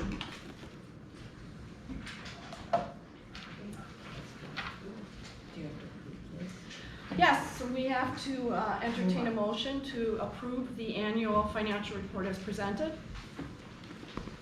Will somebody entertain that motion? Judy Anderson. Judy Anderson. Do we have a second? I second it. Okay, so kind of got this little purple slip here. All those in favor? Aye. Oh, I got it. Sorry. 13, 14, 15, 16. Let me count one more time. 1, 2, 3, 4, 5, 6, 7, 8, 9, 10, 11, 15, 16. Opposed?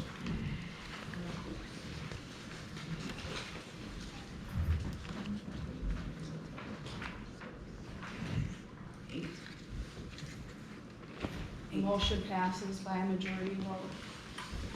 Okay, the next item on the agenda is the sale of the former landfill site. I'm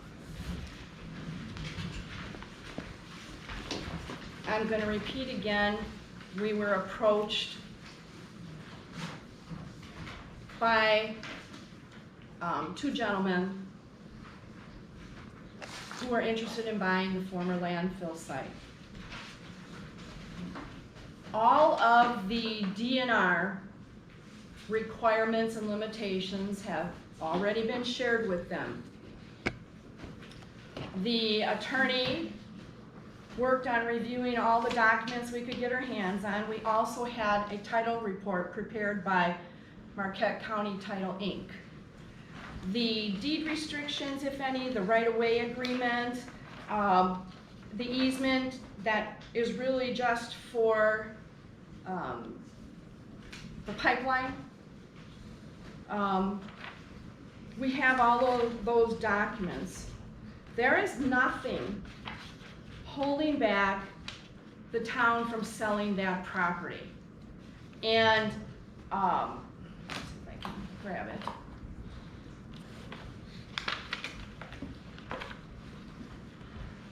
As I said, the attorney, I provided him with your documents, everything that you gave me, everything that we had, I sent to him. And, let's see. The attorney responded with a cover letter. He reviewed the DNR documents that were provided to me, and in addition, some that were provided, the ones that Carol started reaching out for.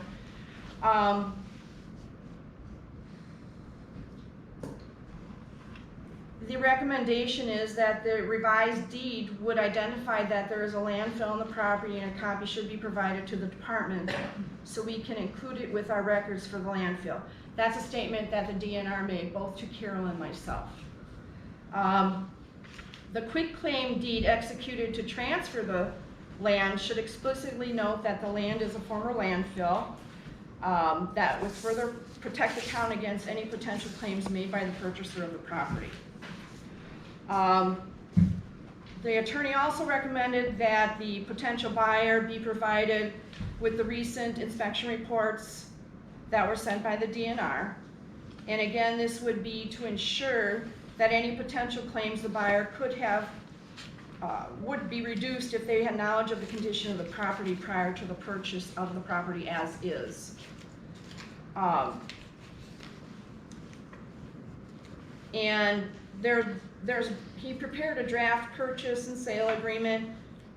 No names, no dollar amounts, nothing in it. He just prepared a draft for if we were going to move forward. And it's really raining out there. Nothing yet. Your normal legal documents with legal description, permitted encumbrances, seller deliveries, the DNR documents are all attached. There would be deed restriction document prepared.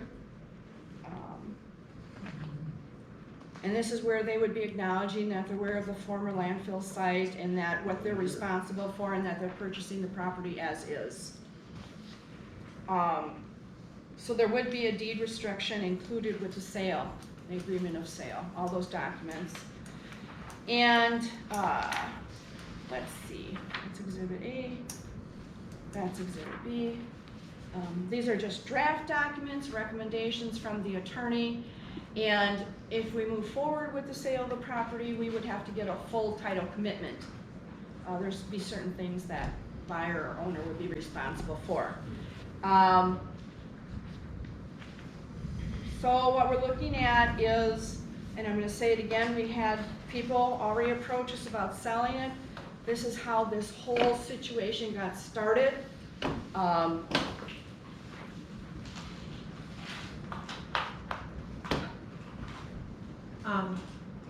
Being that the now if I still understand this right, the existing road that is a path that's usable, that's not the same as the one that the township owns?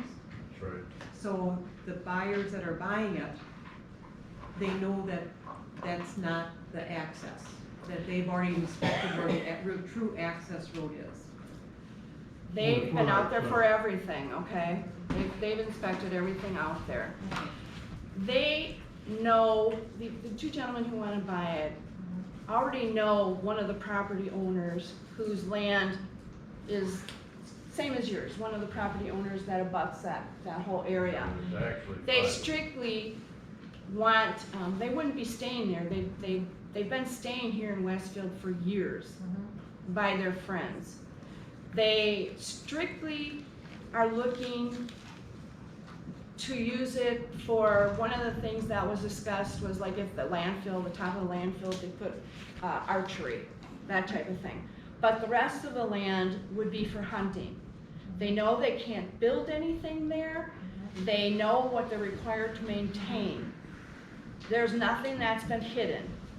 No, I don't think there would be. Yeah, I'm not, I'm just. They're not my- looking at no. having a driveway to drive in or not. Oh, okay. They already have a friend where they stay. So it's the same, And have the two guys access, but- together wanna buy, but they're not competing buyers? No. Okay, that's what I thought, that's when you said. I And thought you meant actually, they came to one of our meetings already, and we discussed a lot of these things with them. that. So how is the value gonna be established? The Well, sale price? the assessor, placed a basic value on it. Which is what?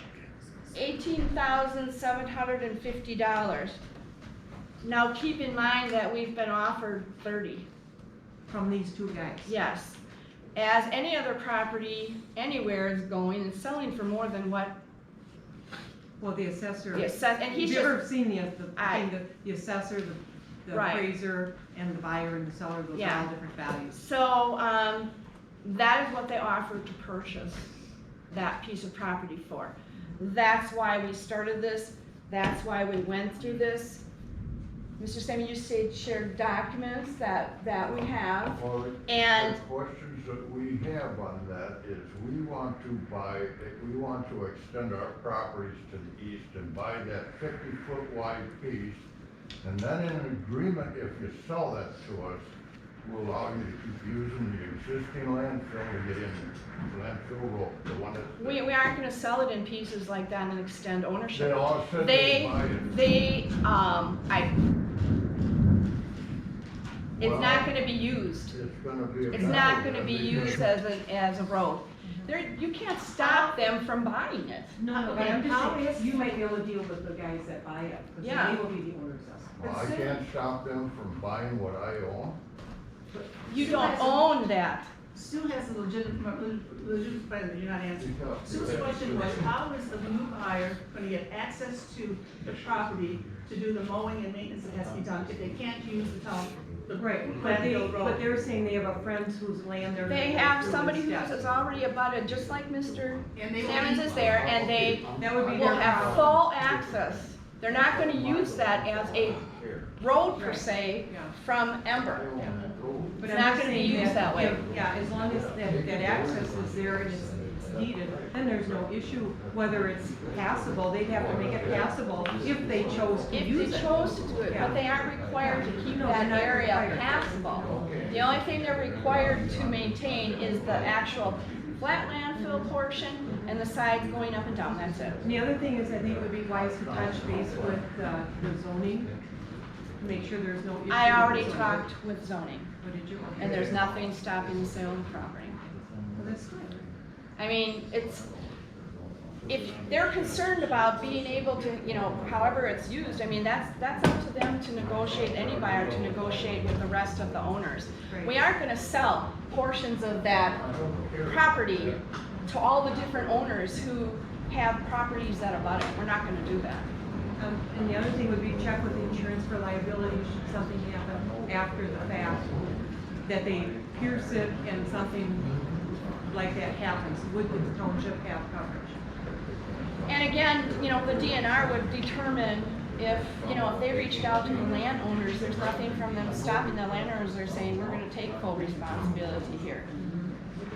Okay? So there's ifs out there. Yeah, I know that. Okay, don't give me, there's always gonna be an if. Yeah, and I think I don't think it's a bad idea to get not using it, somebody wants it, great idea to sell it, as long as we're covered. Except that state statute also says that it's donated property for a special purpose, it cannot be sold.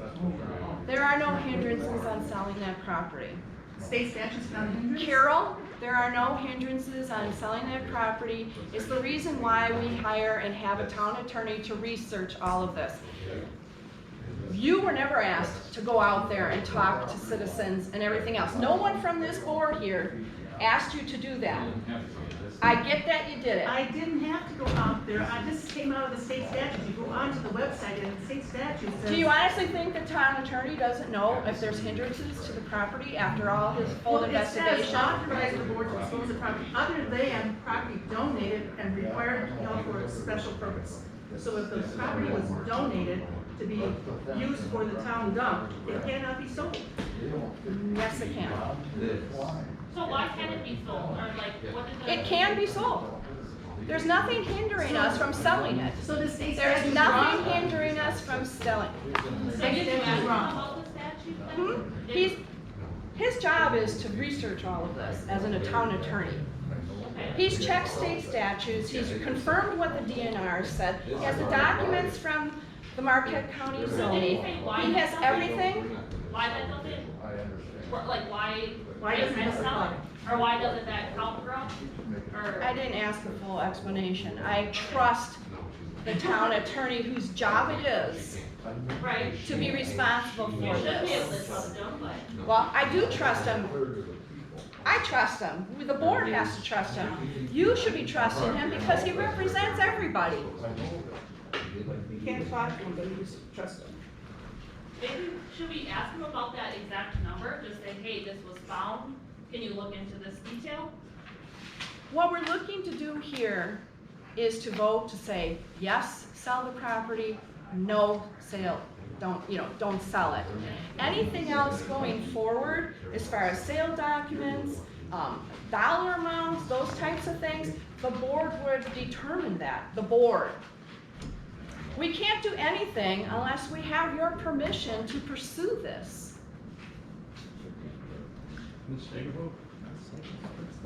So, if you are in favor of the board pursuing the sale of that property, please raise your slip.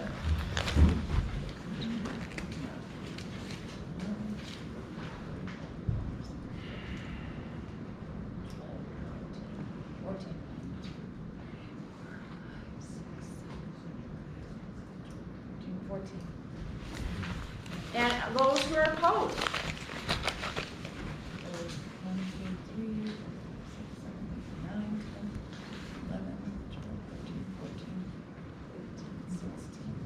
Okay, we will not sell the property. End of discussion. The next annual meeting date is April 15th, 2025. I'll entertain a motion to adjourn. First. Tony Severie, and seconded by Gary Schaefer. All those in favor? Anybody opposed? Okay.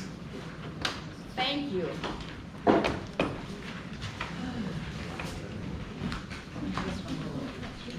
I will go faster. Okay, we're See, gonna we're move already in the middle of into it. the regular Look, we're board already in the meeting. middle. You do not have to stay if you're not interested in, the agenda for the board meeting was handed out. Where's the agenda? Anything exciting? Okay. Does anybody need a minute or two to use the restroom? I don't know if you wanna go outside. I don't know. I move that we build a bathroom right there. We're back there. The bathroom is open. Does everybody have a copy of the agenda for the regular board meeting?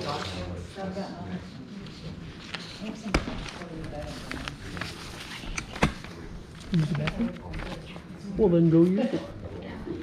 Okay, No, the we're door gonna is, move forward and call the meeting to order. the door It is at the front corner of the 7:17. building.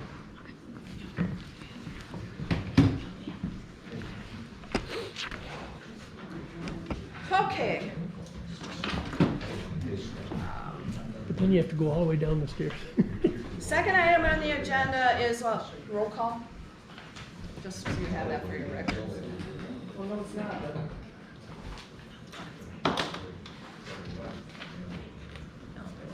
But I'll take roll. Sharon?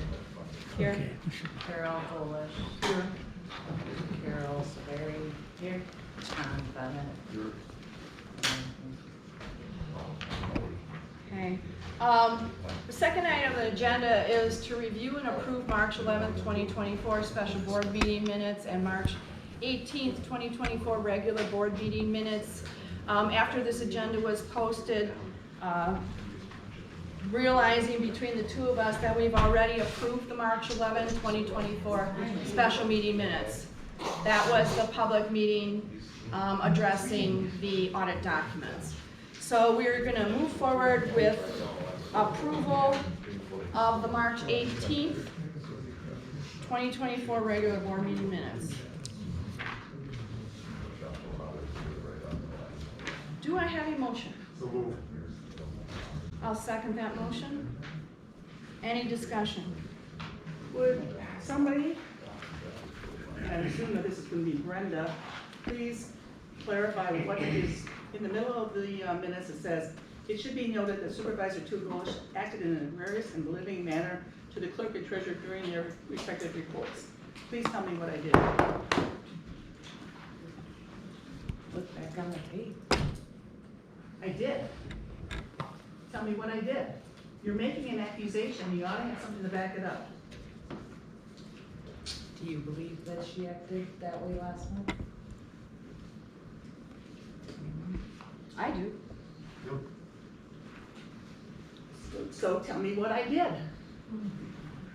You're belittling. What is that? I don't know what that means. Oh, She's questioning. No, she's trying to make somebody feel and look inferior in front of the town's citizens. That's belittling, okay? Yes, it's really, you don't have the floor. The town attorney, I can tell you, has recommended that going forward, we note this type of behavior in the meeting minutes. We haven't been, and we need to.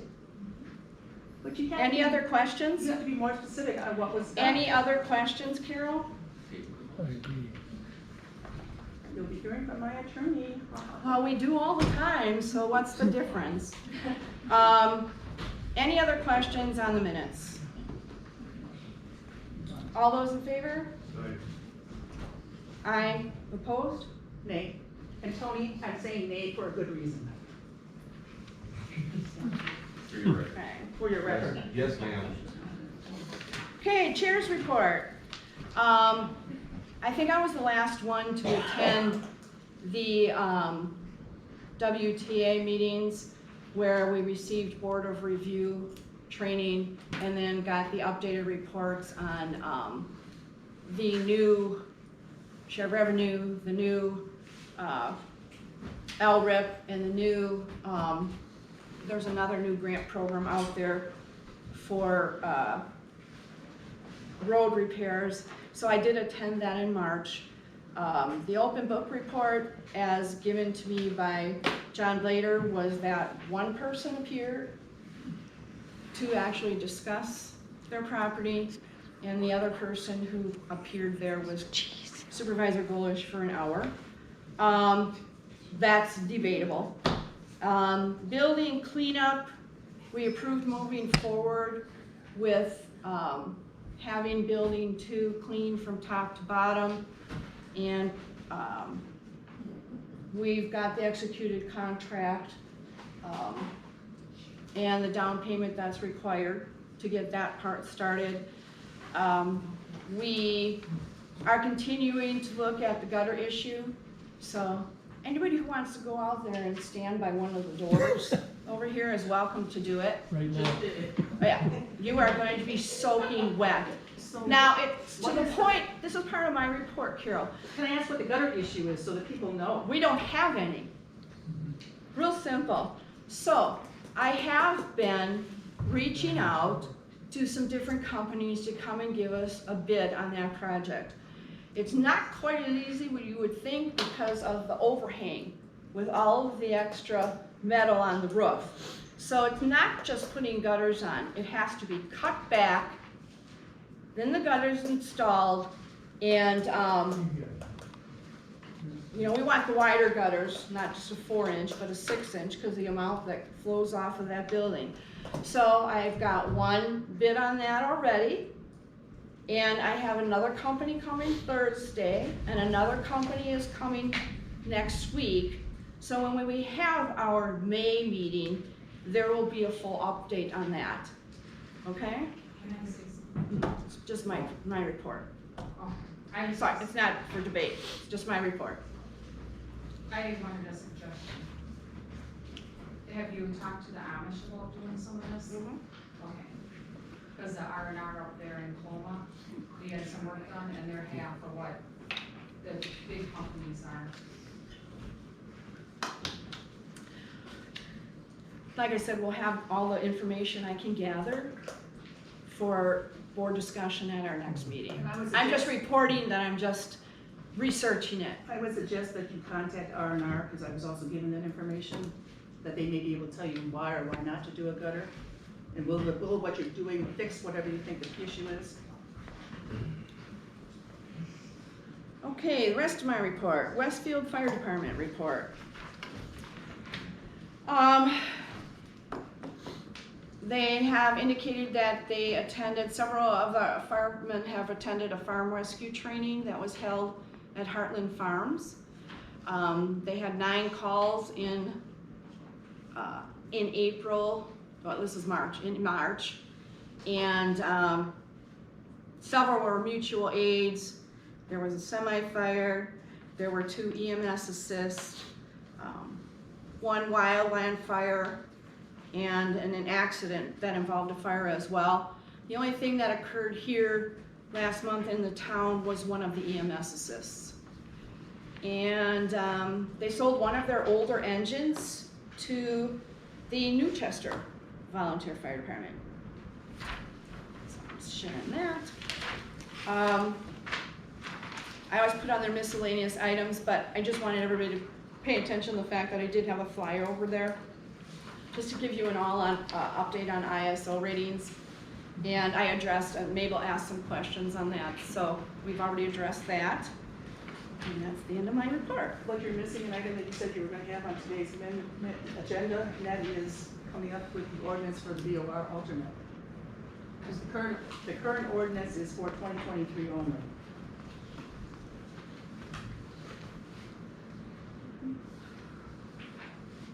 We aren't required to have alternates, and the fact that in the 2 open books we had, there was only 1 person at each one who's indicating they are not filing for a hearing in front of the Board of Review.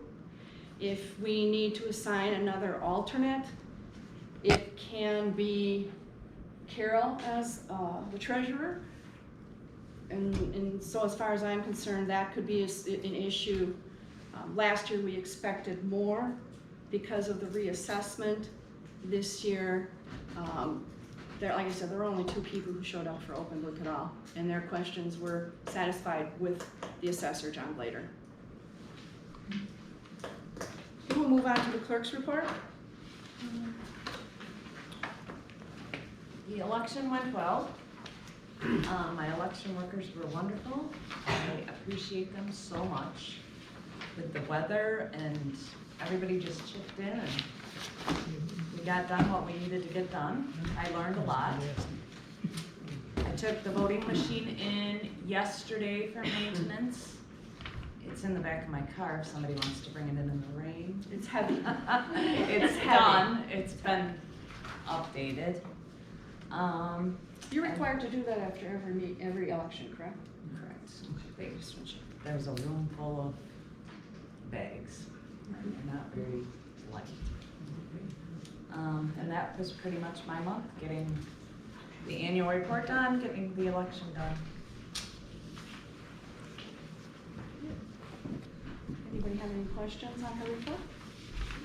We'll move to the treasurer's report. Treasurer's report. Our beginning income, or our ending income for March is $219,869.90. Our expenses were $91,809.63. And our bank statement, we reconciled at $433,643.73. And the contingency account is $116,947.79. When you say you have a reconciled balance of 433,000, is that number on the bank statement? Or where does that number come from?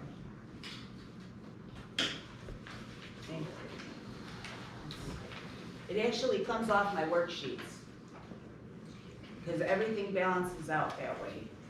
But you use the bank statement to Yes, I complete do. your reconciliation, correct? Yep. So I don't know what that means. What does the 472,000 represent? Because we only have 300 and some thousand in the bank. We actually have $433,643.70 in the bank. You have to add those two numbers together. What? Why did you add them together? It's two different accounts. Well, that's the See, when I tried doing it for February, because I had a bank statement, I tried doing it for February, and I couldn't come up with your $472,000 number, so I wasn't sure what, I don't know what you're doing. Because it doesn't agree with the bank Okay, statement. we're gonna So now- address this once again. Carol, So now It I don't does- get bank it statements, does I don't get approve- attorney Carol. bills, I don't get anything anymore. Carol, Why? Carol, the Wisconsin Towns Association has stated, no individual supervisor has the authority to dictate how the clerk or treasurer do their job. The board collectively can require certain things, collectively being the key word, such as an audit. If the board wants to require an audit, that would need to be voted on at a properly noticed board meeting. All right? And your job description absolutely does not include questioning. You can ask basic questions, what were the expenses, that type of thing. But as far as you being able to balance something, that's not your job. You're not the auditor. None of us are. But as a whole, if we decide to bring in an auditor, we can. And this constant questioning, saying you can't balance, you can't do this, well, maybe you don't know everything about how they reach these figures and how they put these numbers together. I need to have a basic understanding of what's going on. I need to know, and the people here need to know that, yes, our bank statement, our account is reconciled. We know that this is how It the is. money Okay. is. We both And if the number- agree. We both agree every month that we balance. And that's their job. So, okay, you elect or appoint or whatever these two people. You trust, your job as citizens is to trust that they are doing their job pursuant to statute and further definition obtained through the Wisconsin Towns Association. If you think or have a question, all right, feel free to reach out to them, all right? But do it via an email or a call or something like that. Ultimately, at some level, you need to trust that these ladies know what they're doing. Brenda's an accountant. I trust her, all right? The fact that they both have to reconcile with each other, I trust that they're doing that. And it's obviously if something jumps out that isn't qualified with the voucher report or anything else, yeah, then we should ask or anybody else should ask. But having to go through this constant harassment and auditing of what these two women do is wrong.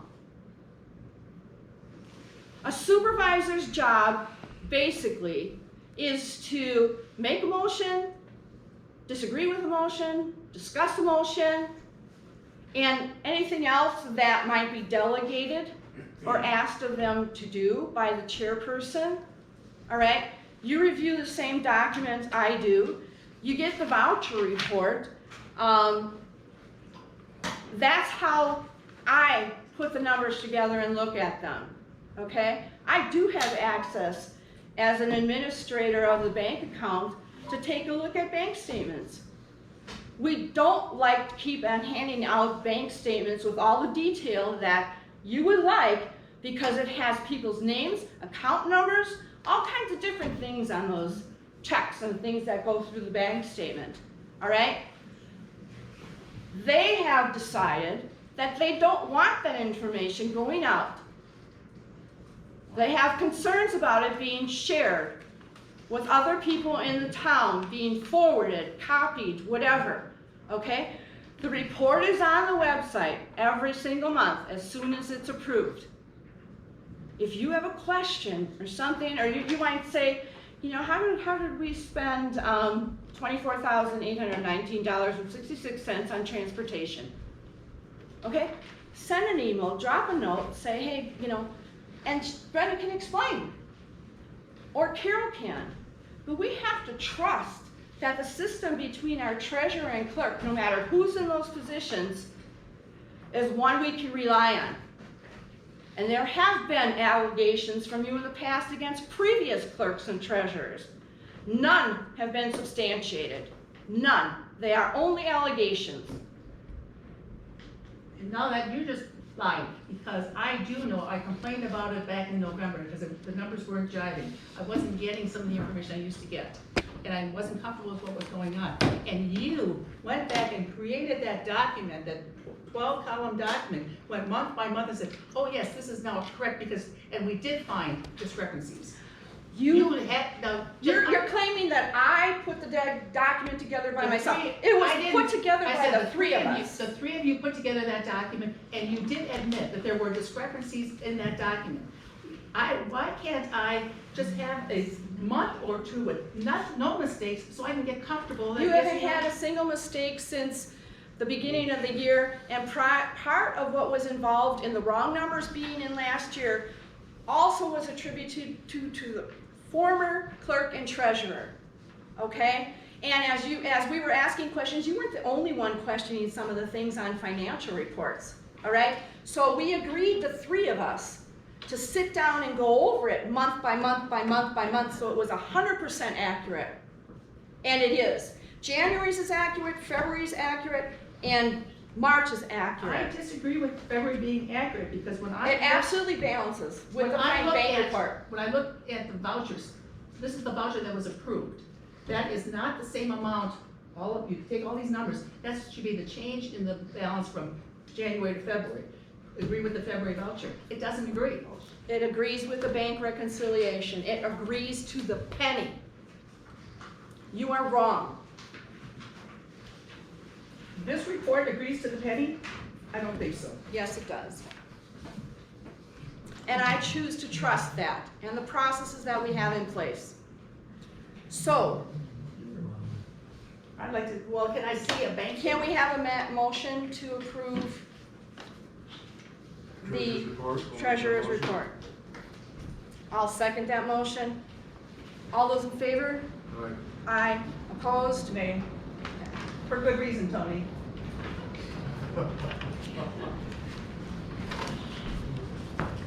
Okay. My voucher report for the April meeting is a grand total of $17,269.36.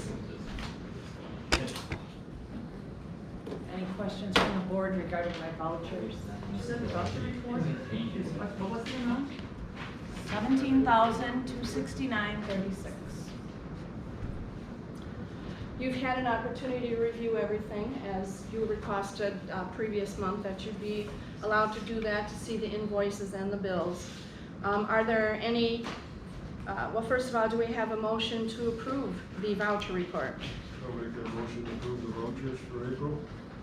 I'll second that motion. Is there any other discussion? So tell me what we paid for the law office. What services were provided, were in the amount of $354.20.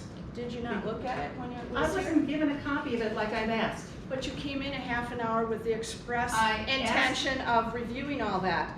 If you didn't receive a copy, I don't know. I mean, Will you forward that to her, Yes. please? Okay. But why do I have to ask for it every month? Why can't it just be automatic? That's where the hassles come. I ask for documents that are legitimate documents that tell me about the financial situation that our town is in, and you refuse to give them to me. That's not true. I have given you every attorney bill that we have gotten. It was $354.20, Carol. And what services did he provide? 6653. You gave me an opportunity to review the vouchers, but you know what? I looked at the first two of them and I had questions on them and there was no documentation. I got a bad attitude. I said, I can't even look at the documentation. We are going to discuss, Carol, your attitude prior to this meeting being called to order. It was unacceptable, and all the board members were here. John came a little bit later, and that attitude has to stop. We should be working together as a board, and you can argue that you don't agree, whatever, but you know what? The 4 other people that sit here, we're in agreement. We're not having the problem. You have the problem. Now, can you read to her what he did for $354.20? Reviewing a document, a letter, research, open meetings law question, review document, records request, phone conference, audit former fire department funds. So the majority of that bill was related to your open records request, Carol. Any other questions?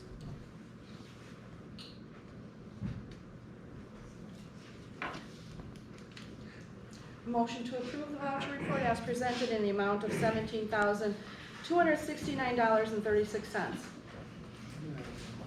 We did already, sorry, that was discussion. All those in favor? And I'm assuming, Aye. I'm assuming I'll get a copy of the attorney invoice? Yeah. Still send you one. John, what was your vote? Right. Nay. Nay. For good reason, Tony. I want all of you to understand that every time she abstains or does nay, she's telling us, and you, that she doesn't want the bills paid. That's an important thing that people should consider. That is not She does true. not want the bills paid. That is not true. Yes, it is. Yes, it Sure is. On paper and by explanation with the Wisconsin Towns Association, every time you refuse to sign and approve the voucher report, you are refusing to approve every bill that this town has. And that's a serious issue. And I told you. It's approved. I told you that I can't approve some of these because I haven't had a chance to review the vouchers. And you don't give me the vouchers, so I can't approve it. They were here at 5:30. They're here for you to approve. I know they were. And when I looked at the first 2 of them, I had questions on them and I wasn't going to be able to get an answer on them. So why should I look through the rest of them and get yelled at?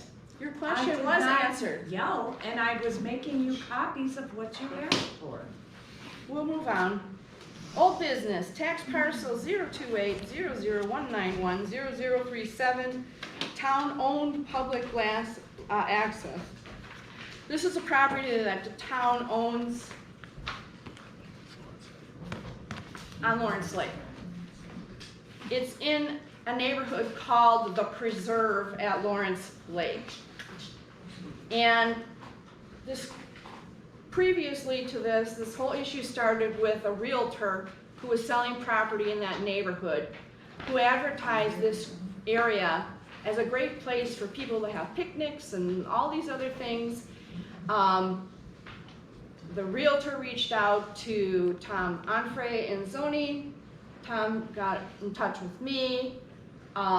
Justin Fetzer from the Lake District, myself went to view the property. There's no house, there's no fire number on it. We actually had to use a GIS map. And I further asked John to take a look at the property and the location of it, because he has been delegated by me since I took office to assist with highway property, different inspections. And I did that because of his whole life living here and his knowledge of the properties, which is more than what I even have here.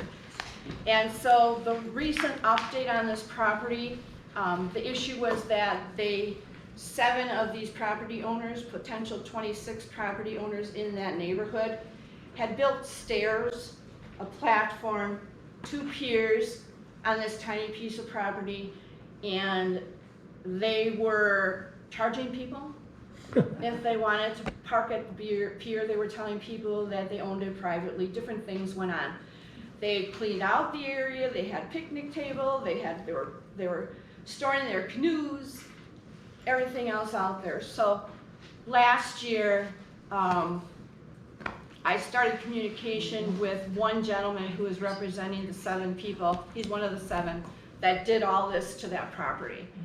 And since that time, they've been informed that the DNR will not allow them to have 2 piers, first of all, us to have 2 piers. It can only be one based upon Lakefoot frontage. And they were also told that they no longer own those steps, the pier, everything else that they did on there, because it's on town property. The assumption is they donated it. They have agreed to that, okay? And we have agreed to leave that property sit as it is. And some of the other property owners in that neighborhood reached out to me because they wanted to understand what was going on. And indicated that they didn't realize that that was town-owned property. They knew they had access to it, okay? But it's a public access. So you got the North Bow Landing, you got the South Bow Landing, now there's a third one, which you have public access through this area, and they can't stop people, basically, from going and using the site. I did go out there again, and people have been driving up into it and parking, using the site for parking their vehicles, and then, you know, getting access to the lake for ice fishing and other things. And so what we're going to do is we're going to put a barrier there, a distance off the road, so that cars cannot be driving up in there and damaging the naturalness of the site. The only other thing I wanted to report on with this was the fact that I contacted our insurance company, and because I wanted to confirm that we had insurance coverage then on the steps and the pier and everything in case somebody fell off and injured themselves. In talking with the insurance agent, it was brought to light to me that they didn't know we had North Boat Landing and South Boat Landing, this other property. They didn't know we had piers, we had parking lots there. They did not have those listed in our insurance policy. It doesn't affect the rate or anything else, but they are adding a paragraph in the policy, which is going to be renewing very shortly, adding in those 3 sites and that each one has a pier. And they would have covered us for liability anyways in the past, but the carrier wants to have those listed. So there's full coverage. And that's why I wanted to give an update on this. There's no action or anything for the town to take, but it's simply an update to the board and citizens who are here that you have a better understanding of that property. Do we know how we obtained that property? That whole preserve. When that was designed, that was a mandatory. And it was a Taylor Investment Company, or Inc., or whatever they are. Taylor Investment. And that part of that included every property owner understanding, you know, that they had access to it, but that the town actually owned that one property. So you didn't explain why, how come the town owns property on the lake? Because that was part of the development. The town had to have part of it? But it was part of the development from them for their back lots to give access to the lake. Okay, so to get But they access. made it a public. Yes, And they the made it a township public accepted it. recreational. When they did the roads Yes. and everything, that was Yes. part of what was given. There's actually documents on file that that private road in there too. They want to call it private, but it's not. The town owns the road and the distance off the road. And actually too, part of what I found out when I was researching all this was the town actually owns a lot more properties than I think any of us know. And I have asked Supervisor Bennett, again based upon his knowledge of the town, to check out all those properties and kind of provide us with a report. So I think it's probably wise that the town board knows what the town owns. And it was enlightening to go through this whole project. So as far as that one property goes, we're all set, everything's taken care of, there's, we're fine with coverage. And like I said, I've asked Supervisor Bennett to do a little bit more research for me on these other properties. So we have property on Mud Lake, we own a section of Mud Lake. We have another property on Lawrence Lake that appears to be developed, but the town owns it. These are things we're gonna check into and confirm. So at the end of the day, this realtor did us a favor, I think. And one thing, because is there a fund or a budget item now, being that those stairs will have to be maintained and the piers have to be maintained? How is that? They have, when I say they, the owners in that preserve have indicated that they're taking over the maintenance and everything of, and we'll look at it from time to time. Similar to the North Boat Landing and South Boat Landing, the Sportsman Club does the basic maintenance of, grass and garbage and those types of things. Is there a sign there that says public access? No. Will We there may be? put up a sign, we will put up a sign that, we wanna make sure that fishing regulations are posted there. But at this point, there's no sign that says public access. I mean, we didn't know that we had it and worked all this to just recently. Where is Mud Lake actually located? What road is that It's on? straight south of Camp Wakanda. Connors Grove, Yeah, the new development. we're by An Elk. Connors Grove. Right off of E? Right north of my place. Off of Elk. Elk. Off of Elk over here. And they actually, the ownership of the town actually goes into the lake itself, part of it, so. I didn't hear an answer to the question, well, are we gonna post signs that says that this is public access? We haven't had any signs posted yet. We can. We can or can't, what did you say? We can. Because otherwise people are gonna think it's still private. I don't think people even know it's there, quite honestly. No, I'm but telling once you, you- more people know because I'm telling you. Once you Nobody post it, even it'll knows be- what they're. Make it open. Hmm? Once you put public, people would know it's public. Right. You have one road to go down to get access to that place. You'd have to be looking for it, People okay? fish on Mud Lake. So it will be posted along with the fishing regulations. Mr. Quinn, did you have a question? Yeah, I've got a outlot next to me.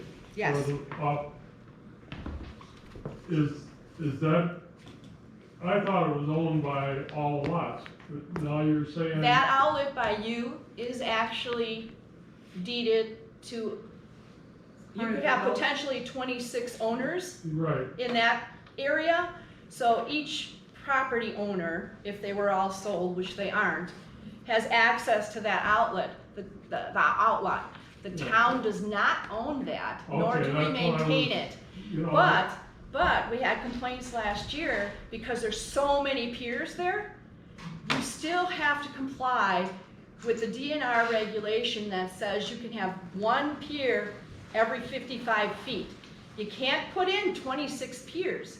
It can only have one pier every 55 feet, which means you could have approximately 6 piers because it's 300 and some feet of lake frontage. There's already more piers there than the DNR allows. Some with grandfathered in, Huh? some with grandfathered in possibly. Some of them are just the poles sticking there. You know, it's not, I'm just saying, it's not owned by the town. Yeah, that's what I was just questioning, because it's all so much similar Yes, to this other. yes, yes. Okay, roadside maintenance report. Did Brian come in? Brian had how many different towns he was going to today? 4, He was gonna try to get here too. We have quite a lengthy. If you wanna do your insurance update. You want me to do the first. insurance update first? Okay. Okay. See if you should. I did meet with the agent that handles our insurance policies They are coming up for renewal. We do not have the renewal policy yet, so I can't go into detail. But I wanted to let you know that I found some errors in some of their documents. We have a bond we get to cover the board members, okay? And that came up for renewal where we had to pay it right away. And I happened to notice and question it because it had the address of a different town on the actual bond document. And their excuse was that there's a lot of town of Westfields in the state and they pulled the wrong address. So, I mean, stuff like that I'm trying to watch for, but I don't have the renewal policy yet to even review or bring to the board for review. So I wanted you guys all to know that. Hopefully we'll have that at our next meeting. And I just kind of wanted to give you guys an update as to what was going on with that, okay? We will see a significant decrease in what we've been paying for insurance over the years as there are changes based upon not having the volunteer fire department anymore. And they actually came out and took pictures when I met with them to do a little bit of reevaluating of what they feel that we should be carrying as coverage on the buildings. And building 2 will drop dramatically because the items that were in there, the trucks and everything else that was insured, there's no longer requirement for that. So that property level will change. And we'll have all those numbers for the next meeting. Anyone else? I mean, I'll entertain a question. So Sharon, you say that they brought the Westfield. Why don't you get some insurance company that's local? Where is our insurance company from? There's actually, the insurance company itself, there's 2 of them because they handle different things. You know, when you're dealing with liability insurance, bonding, workers' comp, those types of things. And we use it through an agent. Our agent is, Mark Endries was based out of Cross Plains. Mike Endries, sorry. And that has changed because he's so far away and he only wants to be an agent for towns that have the fire and everything else. I'm sure that has something to do with his commission or whatever he gets. So we're going to have a new agent. His name is Jesse Spankowski? Schaefer? Shamel? I'm just working with him, just getting started. He is more local and closer to us. But years ago, you know, they shop around for the different rates. Rural insurance is one of them. There's always advertisements in the Wisconsin Towns Association, monthly manuals that we get. And so we're not changing insurance carriers. They'll just be a different agent who will represent us. And he will come in and address the town at some point. So that if you have any questions and stuff, you can contact him. The reason that I'm saying that is I'm the president of the Westfield Chamber and I'm trying to like grow the town, our Marquette, you know? So maybe we should look into, it's not gonna cost you anything, look into, you know, Joe or Staffiker or, it's gonna save us town people money. Madam Chair? Yeah. In response to that, there's certain outfits, you know, go do towns and all that. Not every insurance company does towns. Well, I would ask, I mean, Rural Mutual, I'm sure does, you said they do. She's They're on called our rural. Didn't you do that 2 years ago? It was done pretty recently already, yes. Just recently, about 2 years ago, that this was. See, when Mike came in, that was a change of agent. No. And then he recommended different companies, yes. We did have a rule. We want a lady to come to the meeting, give us the information, you know, show up. We want to do this, she won't respond. And actually what we've been paying though too, the last couple years since the change was made, is less than what they were paying for before for insurance coverage. I mean. Okay, so that's been done pretty recently, and I don't think we have a reason to. What do you do Dive. if somebody don't respond or get back to you, you got questions? I Well, mean, John, you- I go through that all the time. You know- All the time I go through that. we're not dealing with people like that. Yeah. Well, I'm just thinking it might save us money. I mean, we're spending money, maybe we should save some money. But we did do that a couple years ago, yeah. So I Yeah, it was fairly I wouldn't recent. go right now, I don't think so. Yeah, I didn't know that, so. Maybe after, 5-year period of time or something, or Yeah. whatever, I mean, I would think that would be a reasonable time frame to then research insurance companies again and still see if we're still getting the best rate that we can. And the man that's taken over, he's from Montello. So, he's local.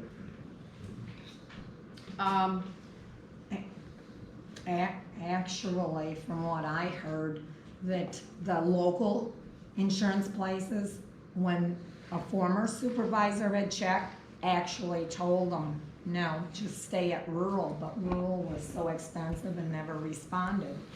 So we did make that change a couple years ago, just, so I think we're in a good situation. Like I said, I'll provide, all of you guys with the documents, I don't have them right now. They haven't been prepared. Well, we're gonna, at the board level, what we've been discussing, and I've been reporting to citizens, is that we were hoping to put significant funds towards road repairs. And a drive-through of the town, there are so many roads that need to be repaired. And I'm talking where it's crumbled, where there's just, you're going down to the base, or, we've got some huge potholes in this town. I can tell everybody here in the board level that potholes, they're starting that next week. So we should be seeing some improvements there. And what Brian Terbiatowski provided to us was an estimate, pretty much based on projects we were looking at doing, and then potentially other projects. As I've reported previously, I applied for a grant on behalf of the town to do almost all of Eagle Avenue.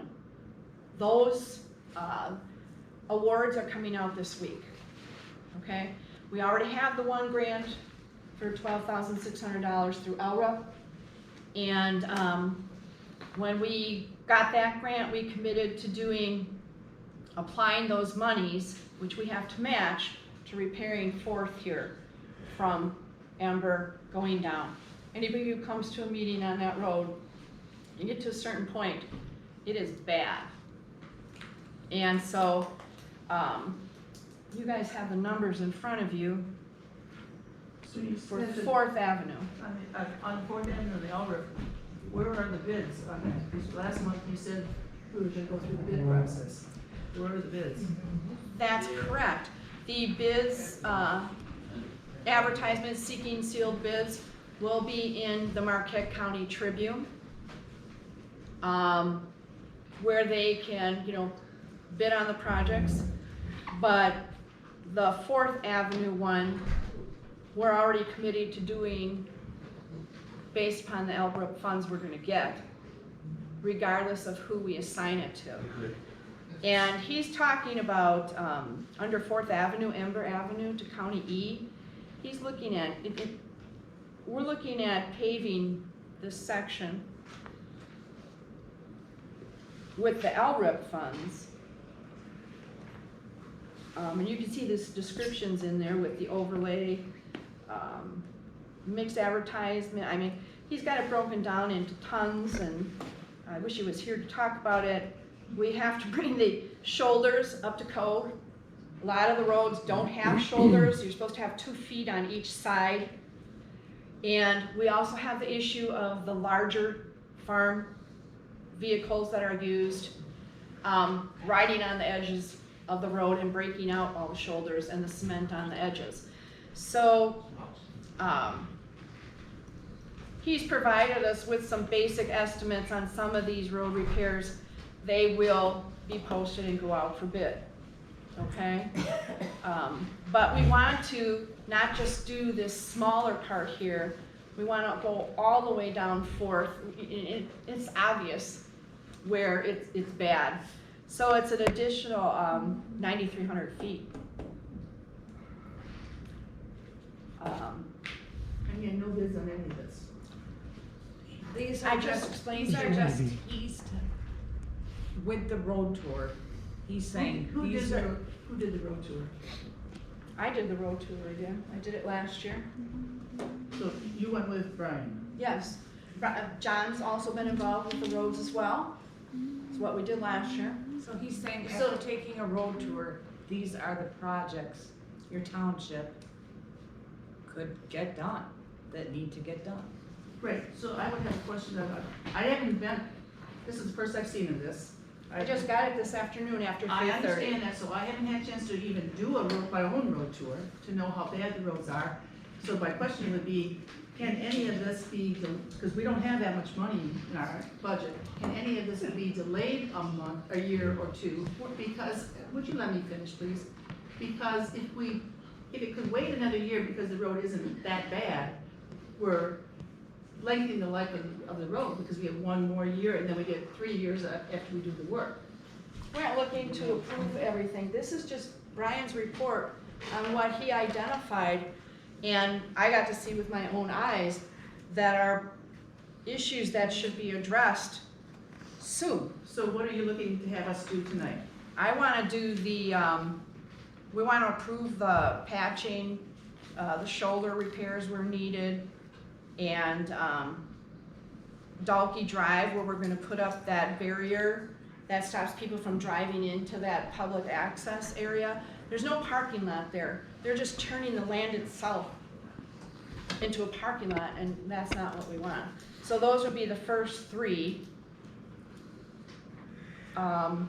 We are getting bids, sending out for bids on the 4th Avenue, the entire project. We are looking at Eagle Avenue. And right now, that is a project that we're sending out for bid. It's also one that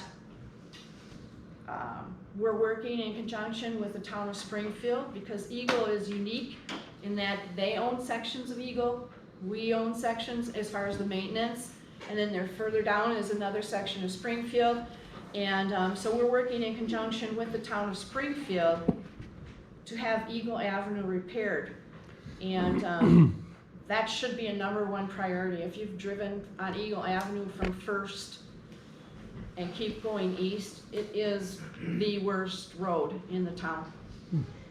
And we do have the funds either way, whether we get a grant or not, to complete that road project. But we don't have the bids in yet to know. No. No. So Eagle, we would come back and revisit because we have to get bids. It's real simple. But he's giving an estimate of, based upon what he knows and what he sees, we would expect that the county's gonna put in a sealed bid for these. Projects that you want to put out for bid. Right. So I do want to approve Eagle Avenue, Project 3, to send out for bid. And I have that prepared to go into the Tribune. And I have some spec sheets and bid proposal documents ready to go. Well, but we have to do that because of the grant money that may be coming in to pay for it. That's not for Eagle. Or not. This That's is not for Eagle, that grant. the big grant that we're going for is Eagle. Oh, okay. Yeah. All we're looking You said you're is, gonna know all next week. we're doing is we're proposing what we want to Priority? focus on this year. The priority? Kind of, yeah. Okay. And Eagle Avenue is a big one. And 4th Avenue is already tied in with our LRIP grant. So the 16,000 that you see, Project 1, the cost for Project 1, there's 2 of them there. We should be moving forward with those. So if I see the 33,000 as being the project 1 amount, one of the amounts, that's gonna be funded with half, the LRIP, the 12,600. and the rest will come out of the tax We dollars. have to match that automatically, the 12.6, and the additional amount comes out of the transportation budget that we already have. Madam Chair, Yes. can I make adjustments to this? Can I make adjustments to this? What are you suggesting? Well, I like the hand shoulder, the recycled asphalt, that's the shoulder, right? Those are the shoulders. Which project are you on? On the top. All roads. Okay, at the all top. roads, okay. I'd like to make that amount 10,000. 'Cause I mean, 2,500, that ain't gonna cover much. 'Cause I mean, we got 3-4 miles of There's- shoulder. We're lacking shoulders on majority roads. That's what I mean. Here on this road alone, actually from J to the county line, the north side of the road, all needs to be shouldered. But that can be determined by the people that are doing it, whether or not it needs to be done or not. I'm talking about, yeah, the whole township, the $2,500, that ain't gonna cover much. So you're suggesting as we're figuring out what some of these numbers would look like, we consider possibly up to $10,000? $10,000 for shoulder. Because, I mean, $2,500 ain't gonna do piddly. Part of the problem, as I discussed with Brian, was the fact that we've been doing road repair projects, right? We haven't been maintaining the projects that have been done. So instead of including maintenance of these road projects, like you spent so many $1,000s on one, area last year or whatever, we should be responsible for maintaining those, checking them for shoulder work, checking them for cracking, the basic things that, you want those roads to last a long time. The way we're doing it, and have been doing it in the past, up until this past year, and then now into this year, is you're doing small fixes, but you're not actually handling the repair the way it should be done. Now, if you're gonna spend $30-some thousand on a road, don't you think you should check it the next year and make sure that everything, it's not falling apart, it's not cracking, there's not water seepage, all these things? This town has not done that, ever. All right, so we're just putting more money after some of these patch jobs that cost thousands and thousands of dollars over the years. Ember Avenue is bad. Ember Avenue between First and A is all. There's a lot of bad roads, no argument. This one's bad though. But we're looking at it, what we've got here. So I've got the 2,000, the 10,000, the 1,500. Then we're looking at the 16,000, 33,000. 3,000, okay. We'd be deducting 12,600 from that amount, because that's grant money. Is that the way it's in the budget? We have a line income for grant income, Right, but. and we have a line income for transportation and budget. Right, so we're We have $357,122 currently budgeted for transportation. which includes, does that include the? The 12.6 that we'll get. Includes the 12.6? Yes. The other thing is, and I said this at our budget meetings and every place else, we have a significant amount of money in the contingency account. We don't need to keep all that money there. We should reduce that.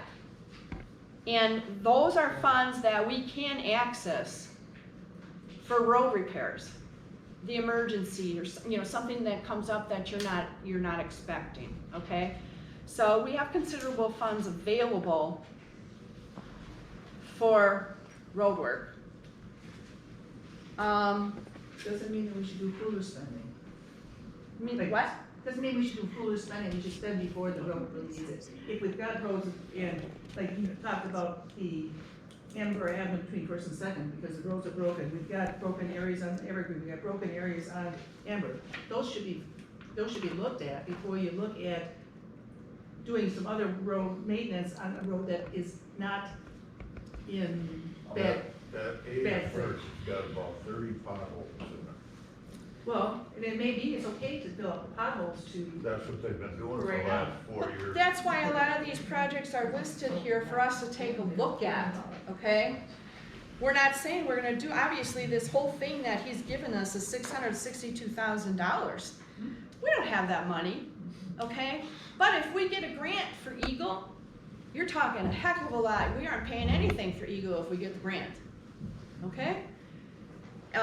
So we're just going through this, you know, he's giving us things to look at. We're trying to look at what we can commit to at this point in time that makes sense. We're not looking to spend the whole transportation budget today.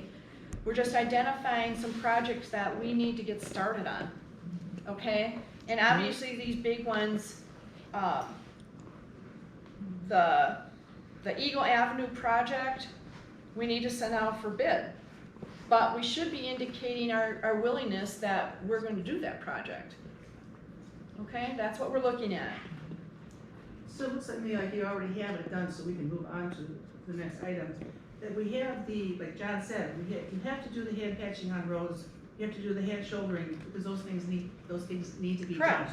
You have to fix the potholes when they appear.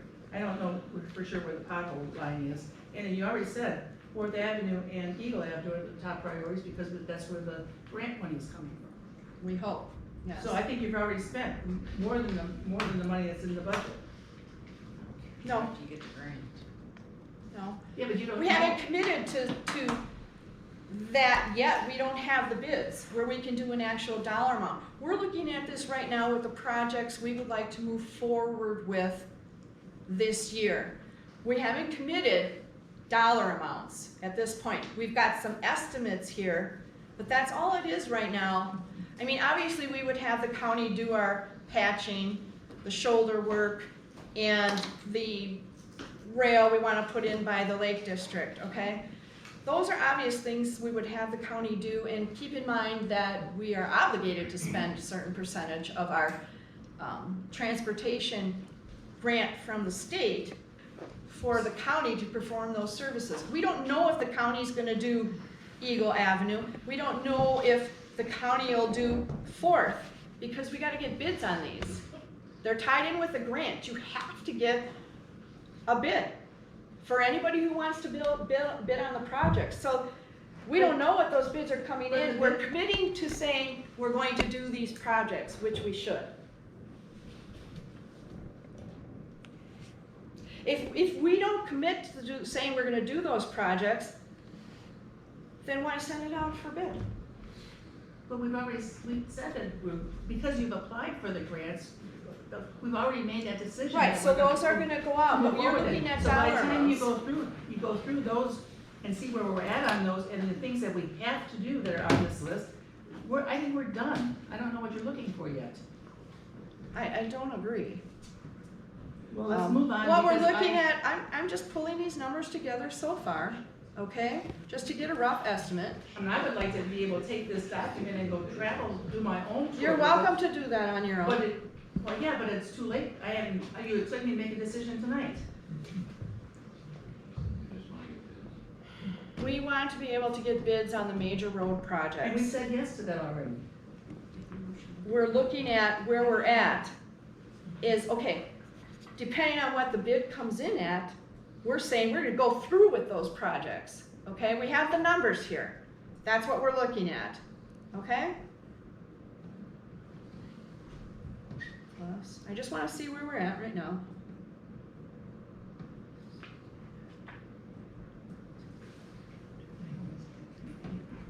Okay, and then minus 2600 equals, okay.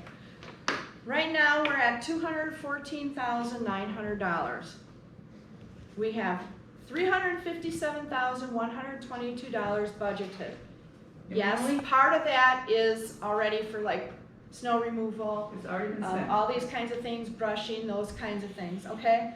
So we're at $214,900. If we get the grant for Eagle, that drops by $165,000. Drops. okay? That's huge, and we don't know where bids are gonna come in at that, or fourth, so we're tentatively looking at this.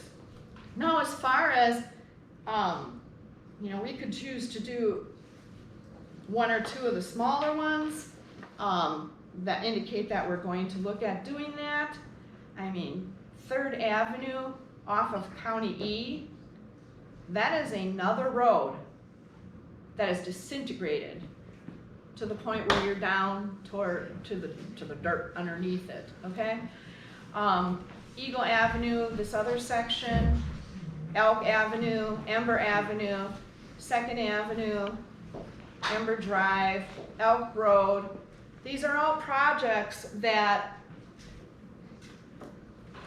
I think we can add one or two of those to going forward, committing to going forward with, and still having more than enough money in the budget to cover the costs. And how much money do you think we need to keep in reserve for mowing and for snow plowing in November, December?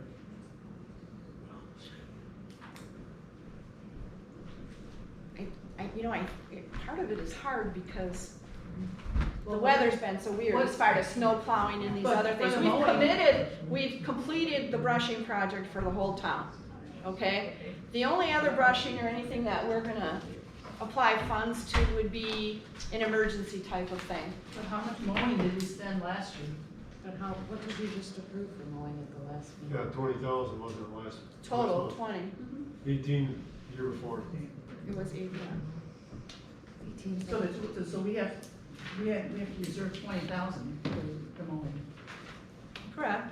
And what did we have for emergency kind of repairs that we had to do last year?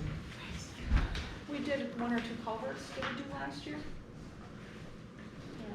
I mean, we're not looking to commit the whole entire budget towards roads, but we can commit to pursuing projects that we want to. Tell us what it is you think that we need to be doing so we can make a decision on it. Because we know we don't have a 662. We've already said, take the top priorities of all roads, Stalky Drive, all roads being between the 10,000 adjustment that John talked about, doing projects 1, 2, and 3. That already takes you into probably more money than we should be making. It isn't. It isn't. It isn't. So how much more do you think we can spend? Because I think if you look at 7, 8, 9, and 10, or 7, 8, and 9, that's already, that's All taken care of. we're broken doing right areas. now is looking at these proposed projects and saying, yes, these are ones we would like to do. We are taking the money. I'm getting tired of this working around in circles. It's like. Me too. What don't you understand that we're looking at what we could potentially do? I'll make a motion, we spend tonight 13,500 for the top 3 things. Then, 4th Avenue project up here, and, Eagle project. Well, for that, you're talking about both project 1 and 2? Or just 1? Just one. Just one. Just one. Okay. That's the one they gotta get bids on. They gotta get And bids on. project 3 for Eagle Avenue, we have to get bids on that. Move forward, getting bids on those two, and 13,500 to spend on the top 3. And what about 7, 8, and 9 when they said that it's broken area? I don't know. We I haven't can gone come out back there. to I haven't those. gone out there. Is the area broken or not? No? It's broken all over the whole township.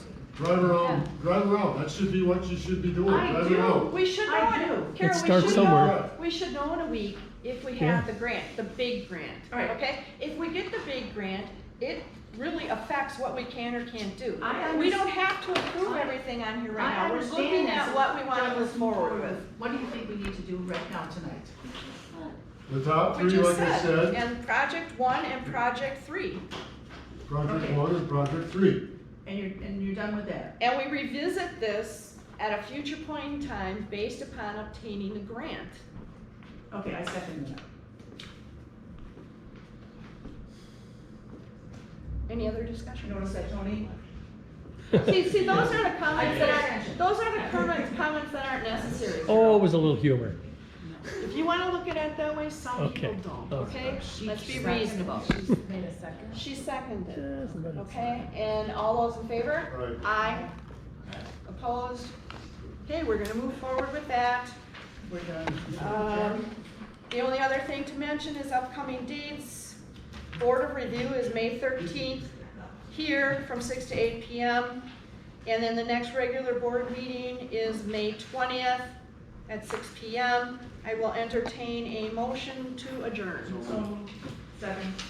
Second? Third. All those in favor? Aye. Anyone opposed? No, we're going. Thank you all for coming.